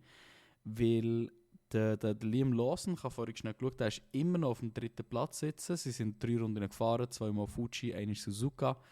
Ist immer noch auf dem 3. Platz. Vor eigentlich einem, wo der Ryo Harikawa, das ist einer der besten, wo man sagt, seit den letzten paar Jahren. 2 Plätze vor ihm sogar, muss wirklich gesagt sein. Und ein Ayumu Iwasa, der hat zwar jetzt im Baku Pech gehabt, hat aber sonst wirklich sehr gut gepunktet, ist jetzt glaube ich mit einem 4-fachen Renngewinner in der Formel 2, ist auf dem 3. Platz gerade dort. Also beide hat das absolut verdient. Beide sind super talentiert. Ich würde sogar auch behaupten, dass ein Ayumu Iwasa noch ein bisschen schneller ist als ein Tsunoda. Muss ich ganz ehrlich sagen. Aber will man Nick de Vries für die beiden in den Topf schießen? Sehe ich nicht. Wie siehst du? Also ich kann mir gut vorstellen, dass sie den Iwasa nehmen von der Formel 2. Weil der eine schon nochmal eben da, wo du schon vorher gesagt hast, eben hat so die Verbindung zwischen einem Japaner und einerseits noch Honda. Ich glaube, sie wird schon, wenn du, ich meine, für Japan, weißt du, wie stolz sind die, wenn sie 2 japanische Fahrer haben im gleichen Team noch.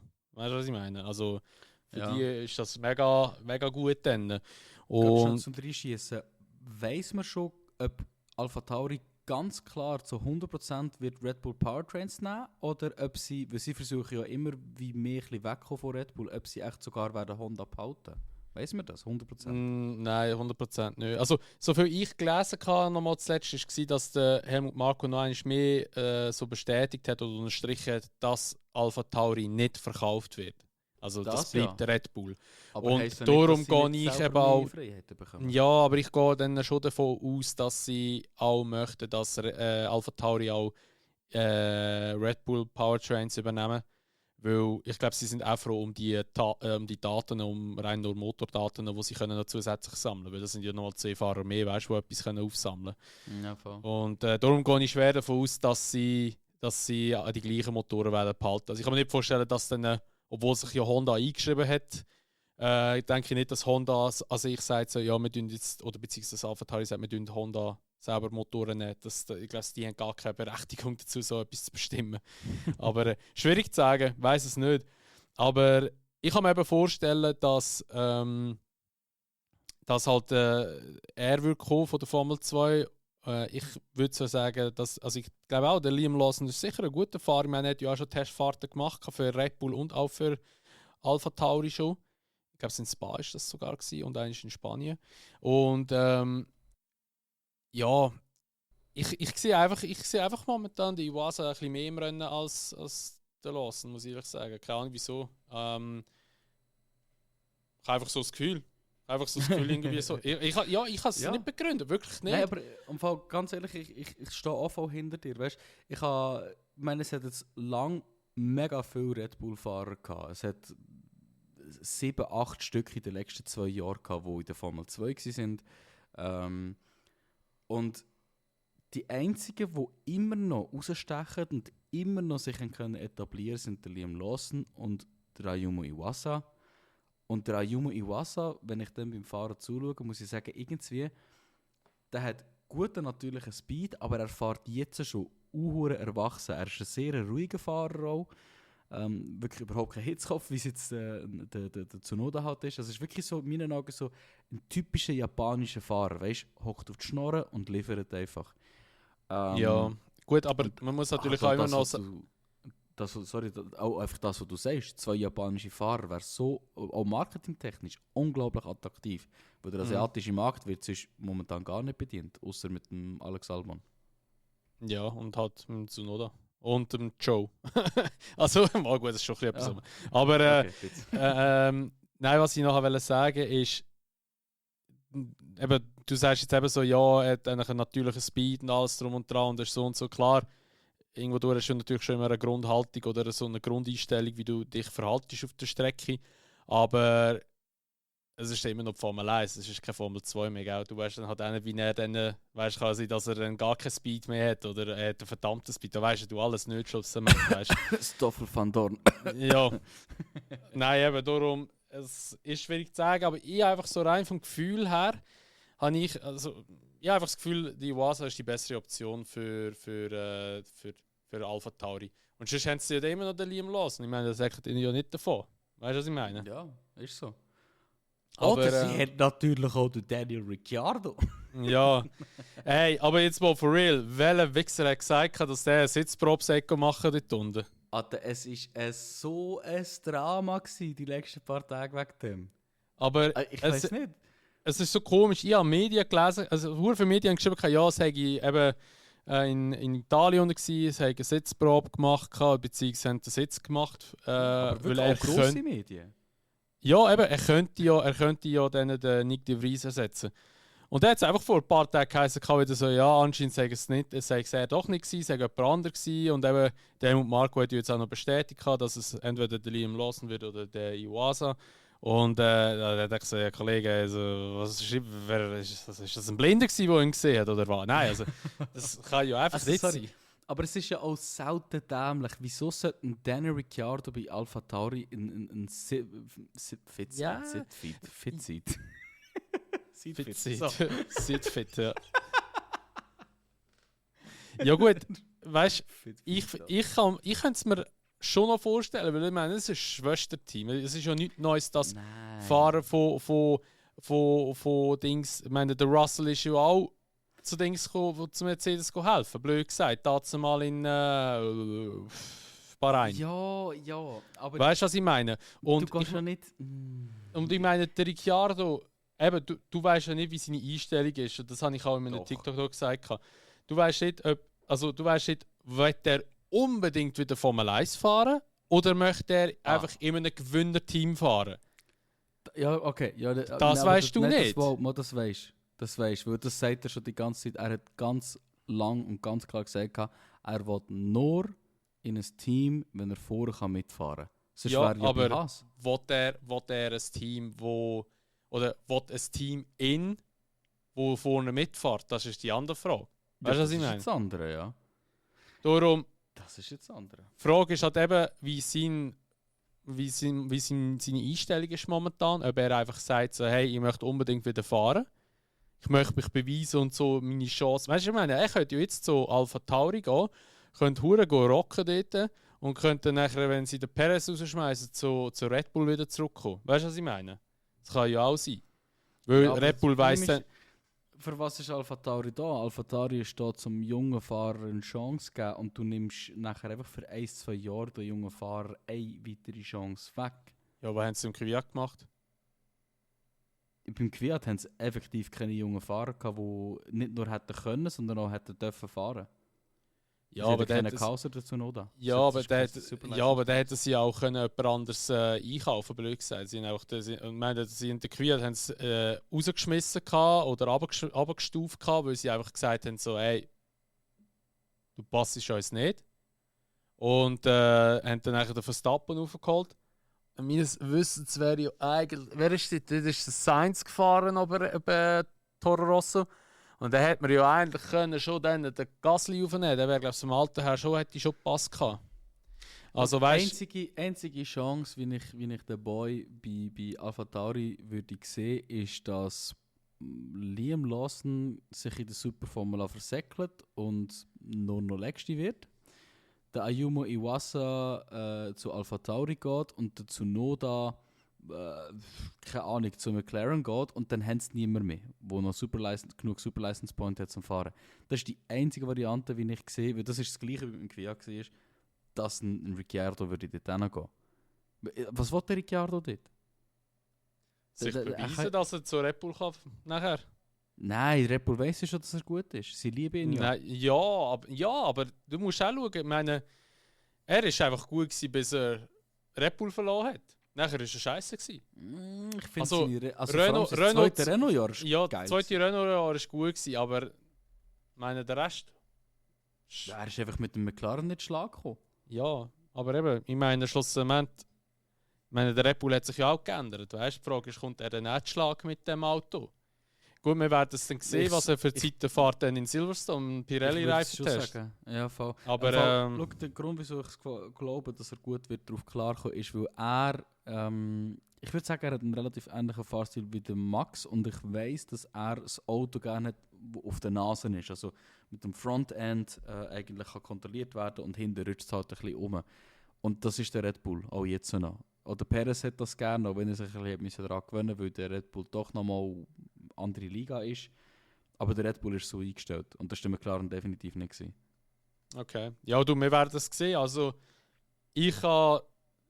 zu AlphaTauri wird er sicher nicht gehen. Also ich glaube eben, ich meine, wenn der Helmut Marko das schon gesagt hat, einer von diesen zwei Fahrern kommt, dann wird das sicher ziemlich stark ausgeschlossen sein, dass der Ricciardo wirklich kommt. Ja, wir werden das sehen. Aber ich habe nach wie vor das Gefühl, der Ricciardo wird nicht mit Formel 1 zurückkommen. Auch wenn er gleich noch möchte. Er hat ja gesagt, der sagt immer noch unfinished business. Ja, genau. Und, aber ich glaube nicht, dass er irgendwie wieder eine Chance bekommt. Also auch wenn der Perez jetzt mal aufhören, sage ich jetzt mal in 2 Jahren oder so, oder in einem Jahr, je nachdem, ich weiß ja nicht, wie lange der noch fährt. Glaube ich nicht, dass dann nachher der Ricciardo dort einspringt. Glaube ich nicht. Ich sehe ehrlich gesagt auch fast einen Tsunoda oder einen Gasly noch in der... nein, Gasly nicht. Verstappen. Nein, Gasly nicht. Gasly ist einfach wahrscheinlich zu viel wie sagt man, zu viel Brei verschüttet. Nein, Gasly, ich meine, er ist jetzt endlich weg aus dem Red Bull Cosmo. Er würde auch selber nicht mehr zurückgehen. Es geht nicht um das. Ja. Ich mache fast noch mehr Sinn bei Mercedes, Mensch. Stell dir vor, Gasly Leclerc bei Mercedes. Wow. Ja gut, wieso sollte es der Russell schmeißen? Weil er sich das Bein bricht. Keine Ahnung. Ja, also der Russell muss schon auch ein bisschen aufpassen, man. Da muss man einfach auch sagen. Ja, manchmal habe ich einfach das Gefühl, also der Russell, er ist mir ja nie so extrem sympathisch gewesen. Er ist ein guter Fahrer, das ist ja so. Aber ich habe einfach das Gefühl, der wird mal hart auf die Fresse fallen in diesem Team. Wegen irgendetwas. Keine Ahnung. Aber ich habe auch das Gefühl, dass er sich wahrscheinlich wieder davon versäckeln, weil er zu viel will. Ja, einfach unbeliebt macht, weißt du, so ein bisschen im Team intern. Und ja, ich weiß nicht, weil wir müssen halt einfach auch sagen, so eine Fahrpaarung wie Hamilton und Bottas wird es wahrscheinlich jetzt lange nicht mehr geben. Also in die Richtung. Das hat das letzte Mal in diesem Stil hat es eigentlich zwischen Michael und dem Rubens gegeben dazu mal. Aber die Frage ist, wie weit das sich Perez Verstappen wird durchziehen. Wenn der Perez noch 5 Jahre bei Red Bull bleibt, dann wird das auch so sein. Ja gut, nein, ich glaube, der Perez wird schon mehr seinen Kopf durchsetzen wollen, habe ich das Gefühl. Also wenn er jetzt, sagen wir, er fährt jetzt noch 3 Jahre und er weiss, okay, ich komme an das her, wo der Verstappen liefert, dann wird er eigentlich einfach sagen, so, jetzt mache ich es einfach, ist mir scheißegal, was die Leute sagen. Und der Bottas hat gleich immer wieder zurückgesteckt. Ja, der Bottas war aber auch naiv genug für so Scheiß. Ja, und darum darum habe ich das Gefühl, dass er dort einfach dann mehr sein Temperament spielen und einfach dann einfach seinen Kopf durchsetzt. Aber das ist auch gut, weißt du? Also ich würd das auch gut finden. Aber bei Mercedes, ich weiß nicht, der Russell, der wird sich irgendwie mal schon unbeliebt machen, habe ich das Gefühl. Und ja, eine Kombination von Leclerc und wer hast du gesagt? Gasly. Ja, nein, Gasly bleibt bei Alpine. Ich glaube, also Gasly sehe ich jetzt gar nicht bei Mercedes, da sehe ich eben eher Leclerc oder hat eben Norris zum Beispiel eher noch, wobei aber ich denke, McLaren wird da Norris schon, weiss ich, wie viel Geld in den Arsch drücken, dass er dort bleibt. Und er hat auch gesagt, er möchte ja eigentlich bei McLaren bleiben. Aber ich finde einfach auch, der Norris ist bei McLaren und auch der Piastri wird das sein, einfach verschwendetes Talent, habe ich das Gefühl, weil sie einfach das Auto nie auf die Reihe bekommen. Ja, aber ich weiß nicht. Das Ding ist, weißt, ich weiß nicht, ob du das aber auch hast. Ich habe das Gefühl, für bei paar Fahrern schaust, wo sie fahren, und du denkst einfach, das passt. Das ist einfach, das ist sein Team. Und ich finde, das ist Alpine Gasly. Also Norris, Alpine Ocon, McLaren. Ja. Nein, ich finde, der Gasly ist viel besser fit für Alpine. Ich finde, der Ocon, ich weiß nicht, wie viele Jahre das dann noch wird haben. Ja gut, ich bin noch nie überzeugt von ihm. Wie lange hat er jetzt einen Vertrag? Bis Ende dieses Jahr oder nächstes Jahr? Ich irgendwie so. Ich weiß es gar nicht mehr. Ich glaube 25. Nein, 24, glaube ich. Aber ich glaube es nicht, dass er verlängert wird von Alpine Seite her. Glaube ich nicht. Also ich glaube, das wird auch der wird nachher auch rausfliegen. Alpine. Okay, und dann holen sie wahrscheinlich den Jack Doohan oder so und rauf. Nein, vergiss es. Der wird Testfahrer fertig. Testfahrer für immer. Oder nachher kommt er wieder. Oder dann passiert wieder das Gleiche wie mit dem Piastri dann und Alpine. Hey, die holen höchstens den Martin zu, wenn es gut kommt. Ja, aber grundlegend, also ich verstehe deine Sorgen beim Norris, aber ich finde, der Norris gehört einfach zu McLaren. Ich finde, das passt einfach. Ja, gut. Das ist schon so, ja. Ja, gleich wie Hamilton einfach zu Mercedes gehört und in meinen Augen eben auch ein Leclerc zu Ferrari. Stell dir vor, der Driver-Swap, weil es gibt ja immer wieder, wenn im Hamilton sein Vertrag ausläuft, gibt es immer wieder Gerüchte, dass Ferrari Interesse hat an ihn. Und stell dir den Driver-Swap vor, Leclerc geht zu Mercedes, Hamilton geht zu Ferrari. Und nachher macht Hamilton Ferrari wieder gross. Ja. Stell dir vor, kommt einfach so der Volksspruch so von ihm so «Si ragazzi!» «Si ragazzi!» Wow, aber weißt, ganz ehrlich, ich kann mir schon vorstellen, andere Timeline, wenn Toto Wolff und Lewis Hamilton zusammen mit dem Bono zu Ferrari gegangen wären, wäre das Ferrari das absolut dominante Team gewesen für die letzten 8 Jahre. Bin ich überzeugt. Das glaube ich auch. Ja, es ist halt... Also die Vorstellung wäre hure nice. Stell dir vor, Hamilton, Ferrari und dann nachher so um Championship fahren, Mann. Da wären schon hure viele Emotionen dabei, Mann. Ja, der holt seinen 8. Titel. Ferrari wird endlich wieder gewinnt wieder mal Championship und dann eben noch Driver Championship und so. Und dann, das wär, also der Sainz wird hart untergehen, einfach, habe ich das Gefühl. Ja. Der wäre der Rubens. Das Lustige ist, viele sagen immer, ja, nein, Hamilton geht gar nicht klar bei Ferrari, weil der ist kein richtiger Ferrarista. Ja, der Schumacher war auch kein Ferrarista gewesen, bis er Ferrari war, weil er hat auch die gleiche Idee mit Williams zuerst gehabt, nur hat Ferrari ihm den besseren Vertrag gehabt und dann hat er halt bei Ferrari zugesagt. Also, respektive Williams hat unbedingt den Ayrton wollen damals. Ja. Ja, es ist schon so, ja. Aber es ist halt, wie soll ich sagen, gut, der Ayrton ist ja zu Williams gegangen und dann ist ja der Michael ist ja dort, der ist ja 94, ist ja bei Benetton gewesen. Und 95 ist ja auch noch Benetton gewesen, habe ich gemeint, der ist erst 96 zu Ferrari gegangen. Das ist erst 2 Jahre später. Ja, ich habe gemeint, das ist 95, wo er schon gegangen ist. Ja, kann sein, 6 ja. Macht zwar Sinn. Ich habe gemeint, also er ist nicht nach dem Ayrton zu Ferrari gegangen, also im 95. Ah nein, stimmt, ich mache es durcheinander, weil der Prost und der Ayrton so um 96 bis 2006 war er bei Ferrari gewesen. Genau. Ha! Er hat es durcheinander gemacht. Ha! Mein Mind, Alter, mal Formel 1. Der Crack So, da. ja, Der Formel 1 Guru von der Schweiz. so viele Kindheitserinnerungen gelöscht für so ein Zeug zu speichern. Ich habe übrigens, apropos Kindheitserinnerungen, ich war ja am Flohmarkt gsi und da habe ich mir Dings gekauft, Tony Hawk's Pro Skater für Nintendo 64 und ich habe fucking Grand Prix Online, oder wie heißt es geheißen, das, was du mal auf YouTube hochgeladen hast?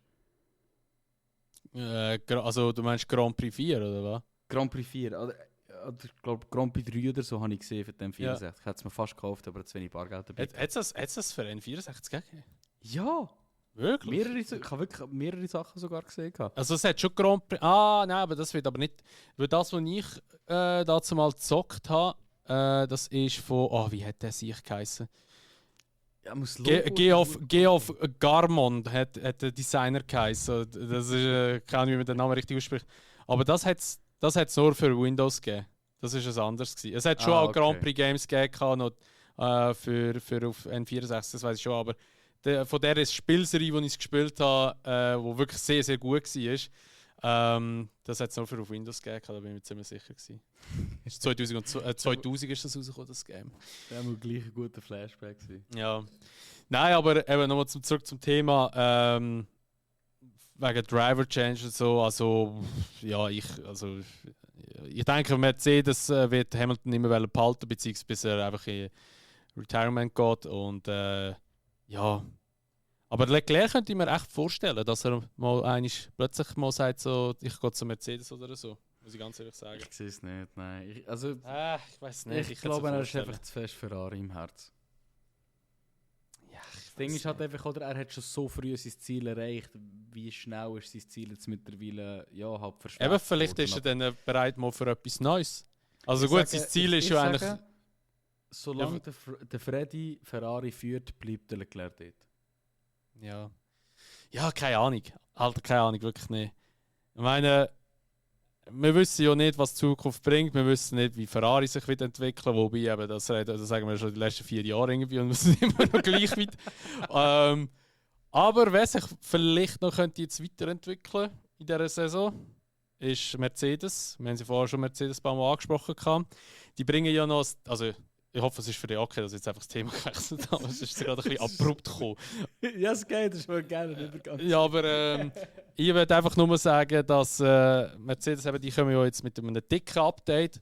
Und weil wir ja vorher Red Bull schon angesprochen haben, weil ja da der Schub so Fanboy ist von Red Bull und mir immer nachgetragen wird, ich bin Mercedes-Fan, habe ich gedacht, wir hätten jetzt sicher auch noch kurz über Mercedes, obwohl das nicht so viel ist. Sie haben ja in Miami schon ein Update gebracht, sie haben ja endlich Sidepods gehabt. Man hat es einfach fast nicht, also niemand hat irgendwie da groß etwas darüber gesagt, aber sie haben Sidepods gehabt. Und ja. Und jetzt kommt dann ein XXL-Update für auf Imola. Der Grand Prix ist schon nächste Woche. Und da bin ich schon gespannt. Also, eben scheint so eine neue Bodyworks-Teile kommen. Oder Bodyparts, so wie immer dem Scheiß sagt. Und dann nachher ein neuer Unterboden. Und auch eine neue Vorderradaufhängung. Und da bin ich echt gespannt, wie dann Mercedes wird performen. Weil gerade das mit der Aufhängung vorne ist das, was der Hamilton immer recht oft kritisiert hat. Dass es nicht so gut zeige, dass es sich auch eben anfühlt, als würde man vorne auf der Achse hocken. Das haben wir auch schon mal angesprochen in einer Episode. Und dann nachher, was Bodyparts sollten sein oder Bodywork-Teile, was auch immer.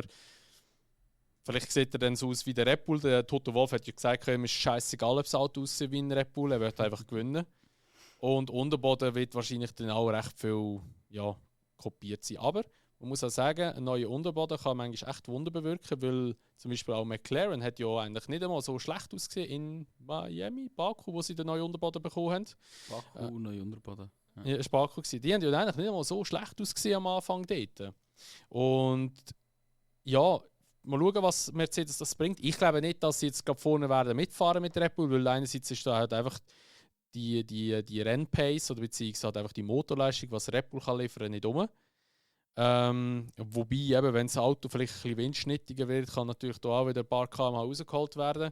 Aber wir werden es sehen, ich bin gespannt. Aber ja, ich glaube es aber einfach nicht, dass sie den Gap können schliessen. Ich denke, sie werden sich jetzt noch einmal mehr dort so zwischen Red Bull, Ferrari so dort reinpflegen oder reinpflügen. Natürlich bringen auch andere Teams Updates.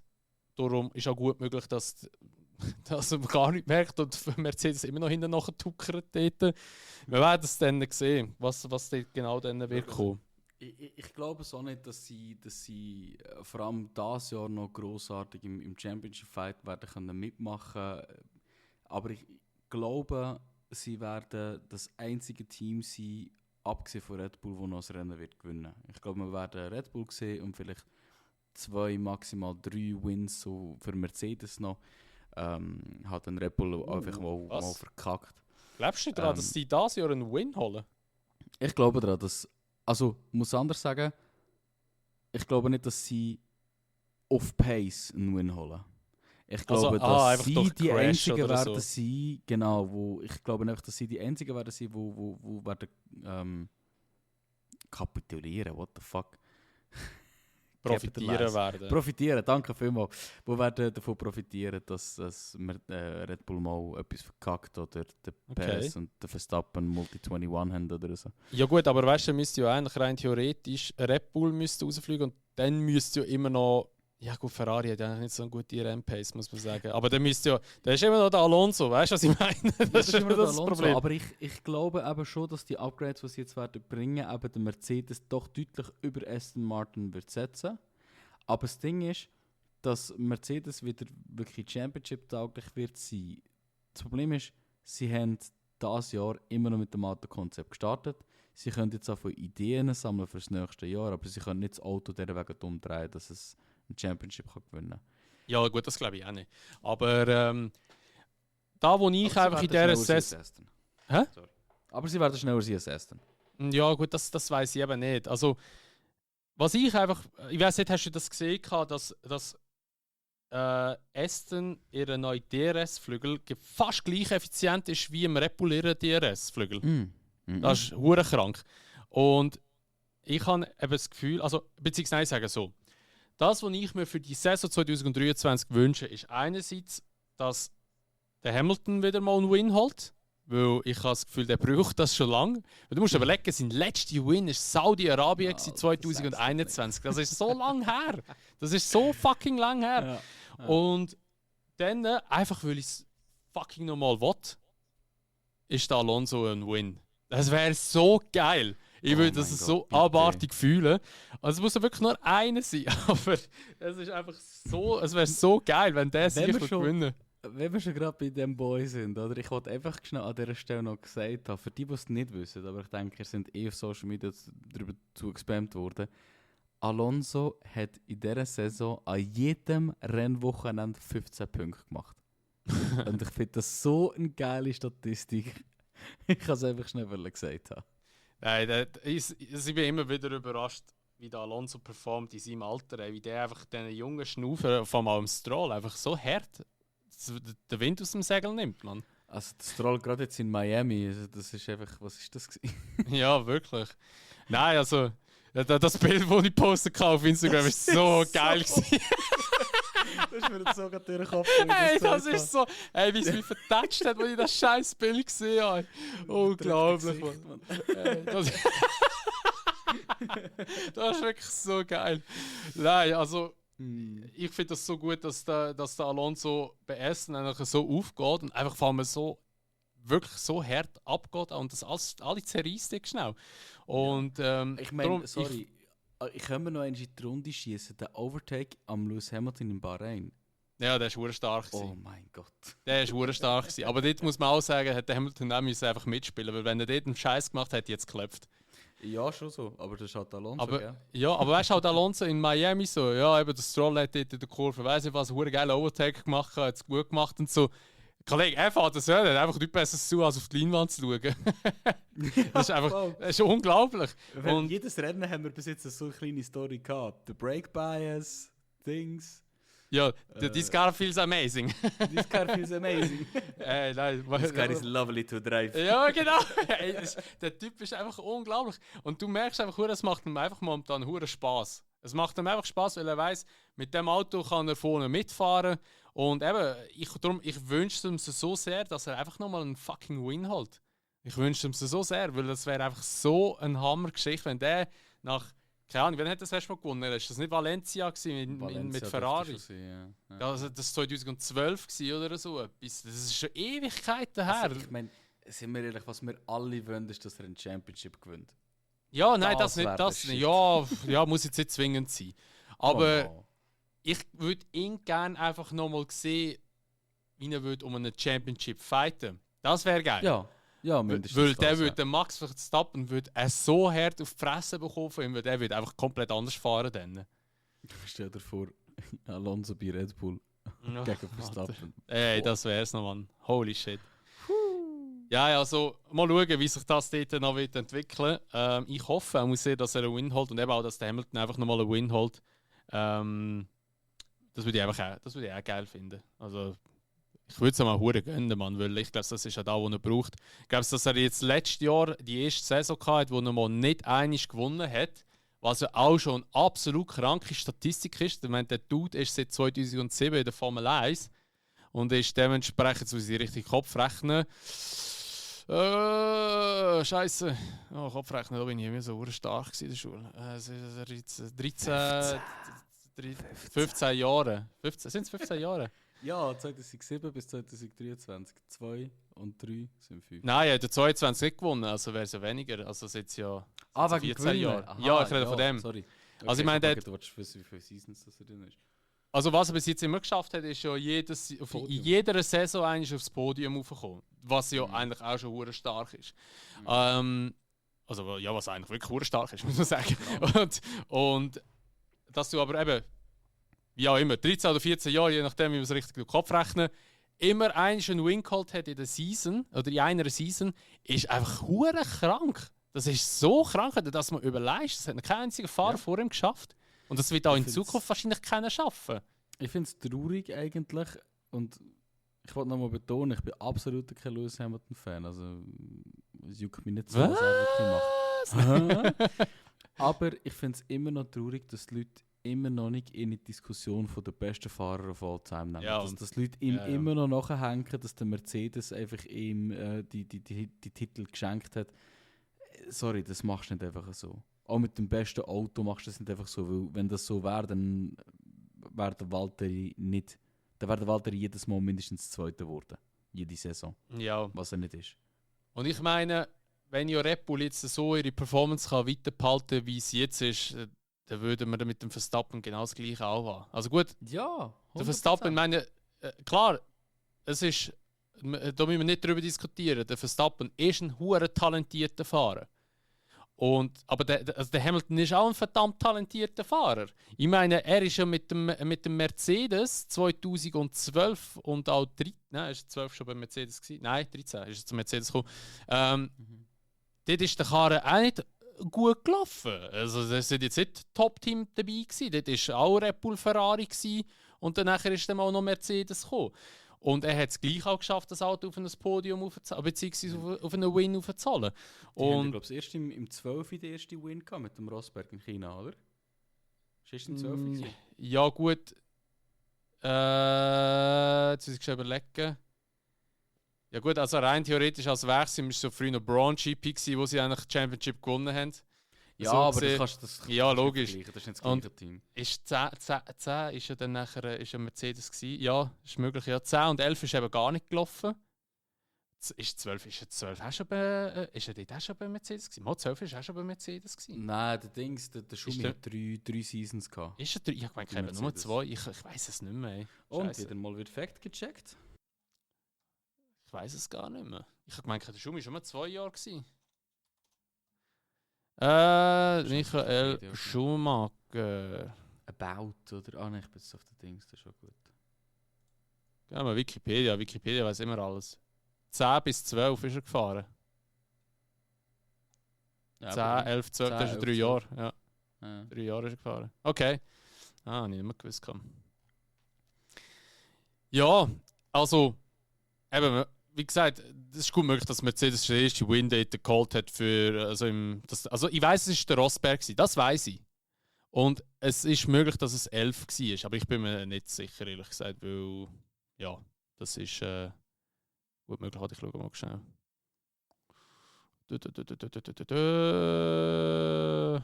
Keine Ahnung, ich finde es jetzt Nico gerade nicht. Rosberg, 2012 Chinese Grand Prix. 12, okay. Yes. Okay. Ja, eben, also ich meine, klar, eben, dort hat es jetzt der Rosberg noch geholt, also um 12 rein, aber der Hamilton ist ja dann eigentlich auch in ein neues Team reingekommen und hat auch gerade können auf P1 setzen und da braucht es halt einfach auch, muss man sagen, Talent. Schlussendlich. Und ja, klar, ich sage halt auch, aber da müssen wir auch gar nicht darüber diskutieren. Wenn du ein gutes Auto hast, dann nachher fahrst du auch vorne mit. Das ist ja einfach so. Ich meine, das ist die heutige Formel 1. Weil eben klar spielt das Talent auch noch eine Rolle. Und ja, wie du dein Verständnis ist im Rennen und wie du musst machen und zum Überholen und weiss ich was, das spielt natürlich schon auch eine Rolle. Aber tendenziell kannst du schon auch sagen, wenn du halt einfach ein schnelles Auto hast, fährst du einfach auch vorne mit. Das ist ja so. Und das kannst du auch, ist auch früher irgendwo durch schon immer so ein bisschen, aber nicht so extrem, weil dort halt einfach der Fahrer halt auch noch eine riesige Rolle gespielt hat.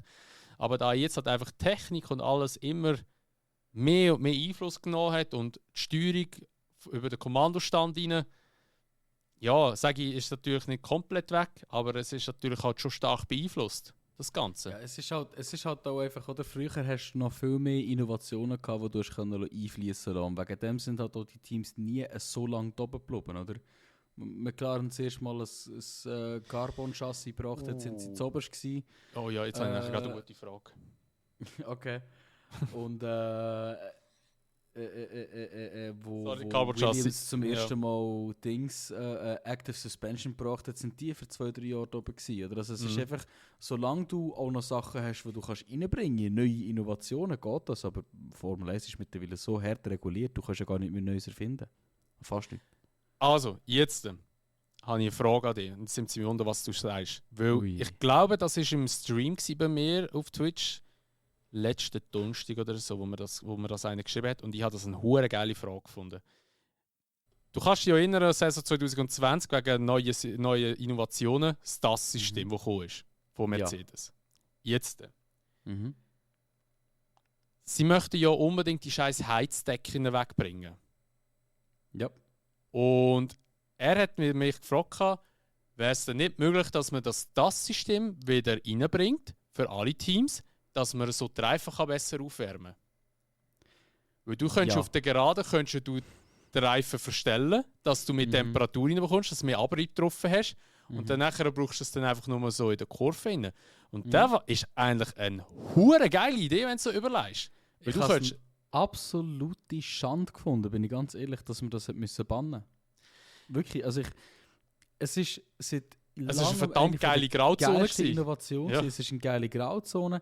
Und okay, ich verstehe, wenn es wirklich Safety-Bedenken gibt, dann verstehe ich es. Aber ich sehe jetzt nicht, wie das wirklich die Safety sollte dieser Wegen impacten, weil es ist ja wirklich auch von der Innovation her sehr gut gewesen. Sie haben ja nachher, wo es gebannt worden ist, haben sie sehr genau und spezifisch darüber geredet, wie das System funktioniert und drum und dran.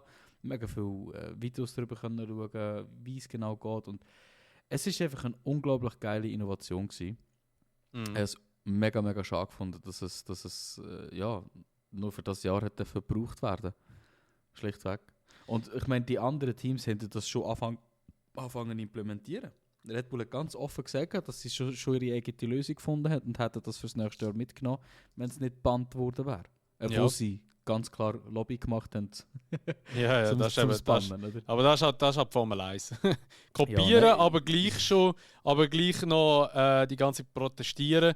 Ja, und wenn es dann nachher gleich geblieben wäre, hätte es dann gleich auch entwickelt gehabt. Weil das ist ja relativ schnell schon wieder eingestampft worden. Also beziehungsweise für nächste Saison, da haben sie ja das relativ schnell dann wieder hat gesagt, man darf es nicht mehr haben. Aber ich finde...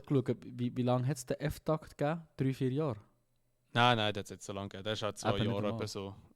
Aber dort ist ja eigentlich der ursprüngliche Grund, wieso dass man ihn wieder weggenommen hat, ist ja am Anfang auch gewesen, ja, man darf nicht lang einhändig fahren. Das ist als Sicherheitsgrund. Und nachher hat man ihn gestrichen. Aber man hätte dann auch müssen sagen, so, ja, okay, ja, das ist einfach gefährlich. Auf das hat man einfach die ganze Zeit hat man die ganze Zeit immer gesagt. Und dann nachher hat man den ersten Mal eigentlich gesagt, so, hey, also es ist unfair gegenüber anderen Teams und so, obwohl andere Teams hätten das einfach auch können kopieren irgendwie durch. Aber ja, ganz einfach. Ganz einfach. Dann hätten wir es heute noch. Aber sie haben es dann nicht wollen. Aber das war auch schon eine recht krasse Innovation, Mann. Ja, das ist eigentlich auch recht krass. Genau, so eine mehr als noch rausgehebelt. Ja. Ich habe eine hohe Hoffnung gehabt, wo wir Bilder gesehen haben vom Ferrari, dass sie so etwas Ähnliches gefunden haben, weil sie haben ja auch so einen Lüftungsschlitz, der von 200 Stunden vom Boden etwas gegen Uhr genommen hat für die Badwanne innen eigentlich. Mhm. Aber ja, man hat ja gesehen, wie viel das braucht. Hat super funktioniert. ja. Ja, aber eben, ich finde einfach die Frage, die er gestellt hat, finde ich richtig geil. Und vor allem, ich finde auch eben das Problem bezüglich der Heizdecken, weil, sind wir ehrlich, die Heizdecken wirst du nie richtig abschaffen. Weil, ich meine, sie haben ja schon richtig den Struggle gehabt in der 22er Saison, wo sie sich ja reduziert haben auf 70 Grad, ist jetzt, oder 75 Grad, irgendwie so etwas. Ja. Und sie möchten es ja jetzt noch mehr reduzieren. Und wenn du mit Reifen rausfährst, die nicht vorgewärmt sind, das wird eine Katastrophe werden. Zwar hat der Ralf Schumacher ist ja in Spielberg ist ja mit seinem alten BMW gefahren und hat ja die neuen Pirelli-Reifen drauf gehabt. Und dann hat er gesagt, also, ja, bei ihm sei es eigentlich voll easy gewesen, er sei einfach 2, 3 Runden gefahren, wo er einfach am Anfang noch nicht so richtig Gas gegeben hat, schon gemerkt hat, aber nachher sei es verdammt schnell gut geworden. Und dann habe ich auch gedacht, ja gut, Kollege, du fährst dann schon ein anderes Auto, der ist dann nicht so schwer wie, wie so ein 22er oder 23er Bolide dann. Aber ja, ich würde es eigentlich noch cool finden, wenn sie sagen so, hey, okay, wir nehmen die Heizdecken jetzt weg, wir haben aber das System wieder rein, so können die Reifen auf der Geraden viel schneller erwärmen. Vor allem einfach die Vorderachse, wo einfach musst halt recht schnell aufbekommen auf die Temperatur. Aber ja, wird nicht passieren. Da haben wir jetzt eigentlich wunderschön den Kreis geschlossen, weil jetzt sind wir wieder bei dem Thema. Eigentlich müssen Formel 1 zum Teil alte Regeln wieder freigeben, weil neue Innovationen sie eigentlich ausgehebelt haben. Ja. Und das kannst du auch bei den Autos genauso sagen. Ja, ich habe schon gesagt, was Formel 1 man müsste machen. Und ich weiß gar nicht, das hat mir auch einer geschrieben, glaube ich, im Stream. Darf ich auch das Regelwerk von ganz von vorne schreiben? Genau, das hat ja jemand bei der WEC Series haben sie das auch schon gemacht.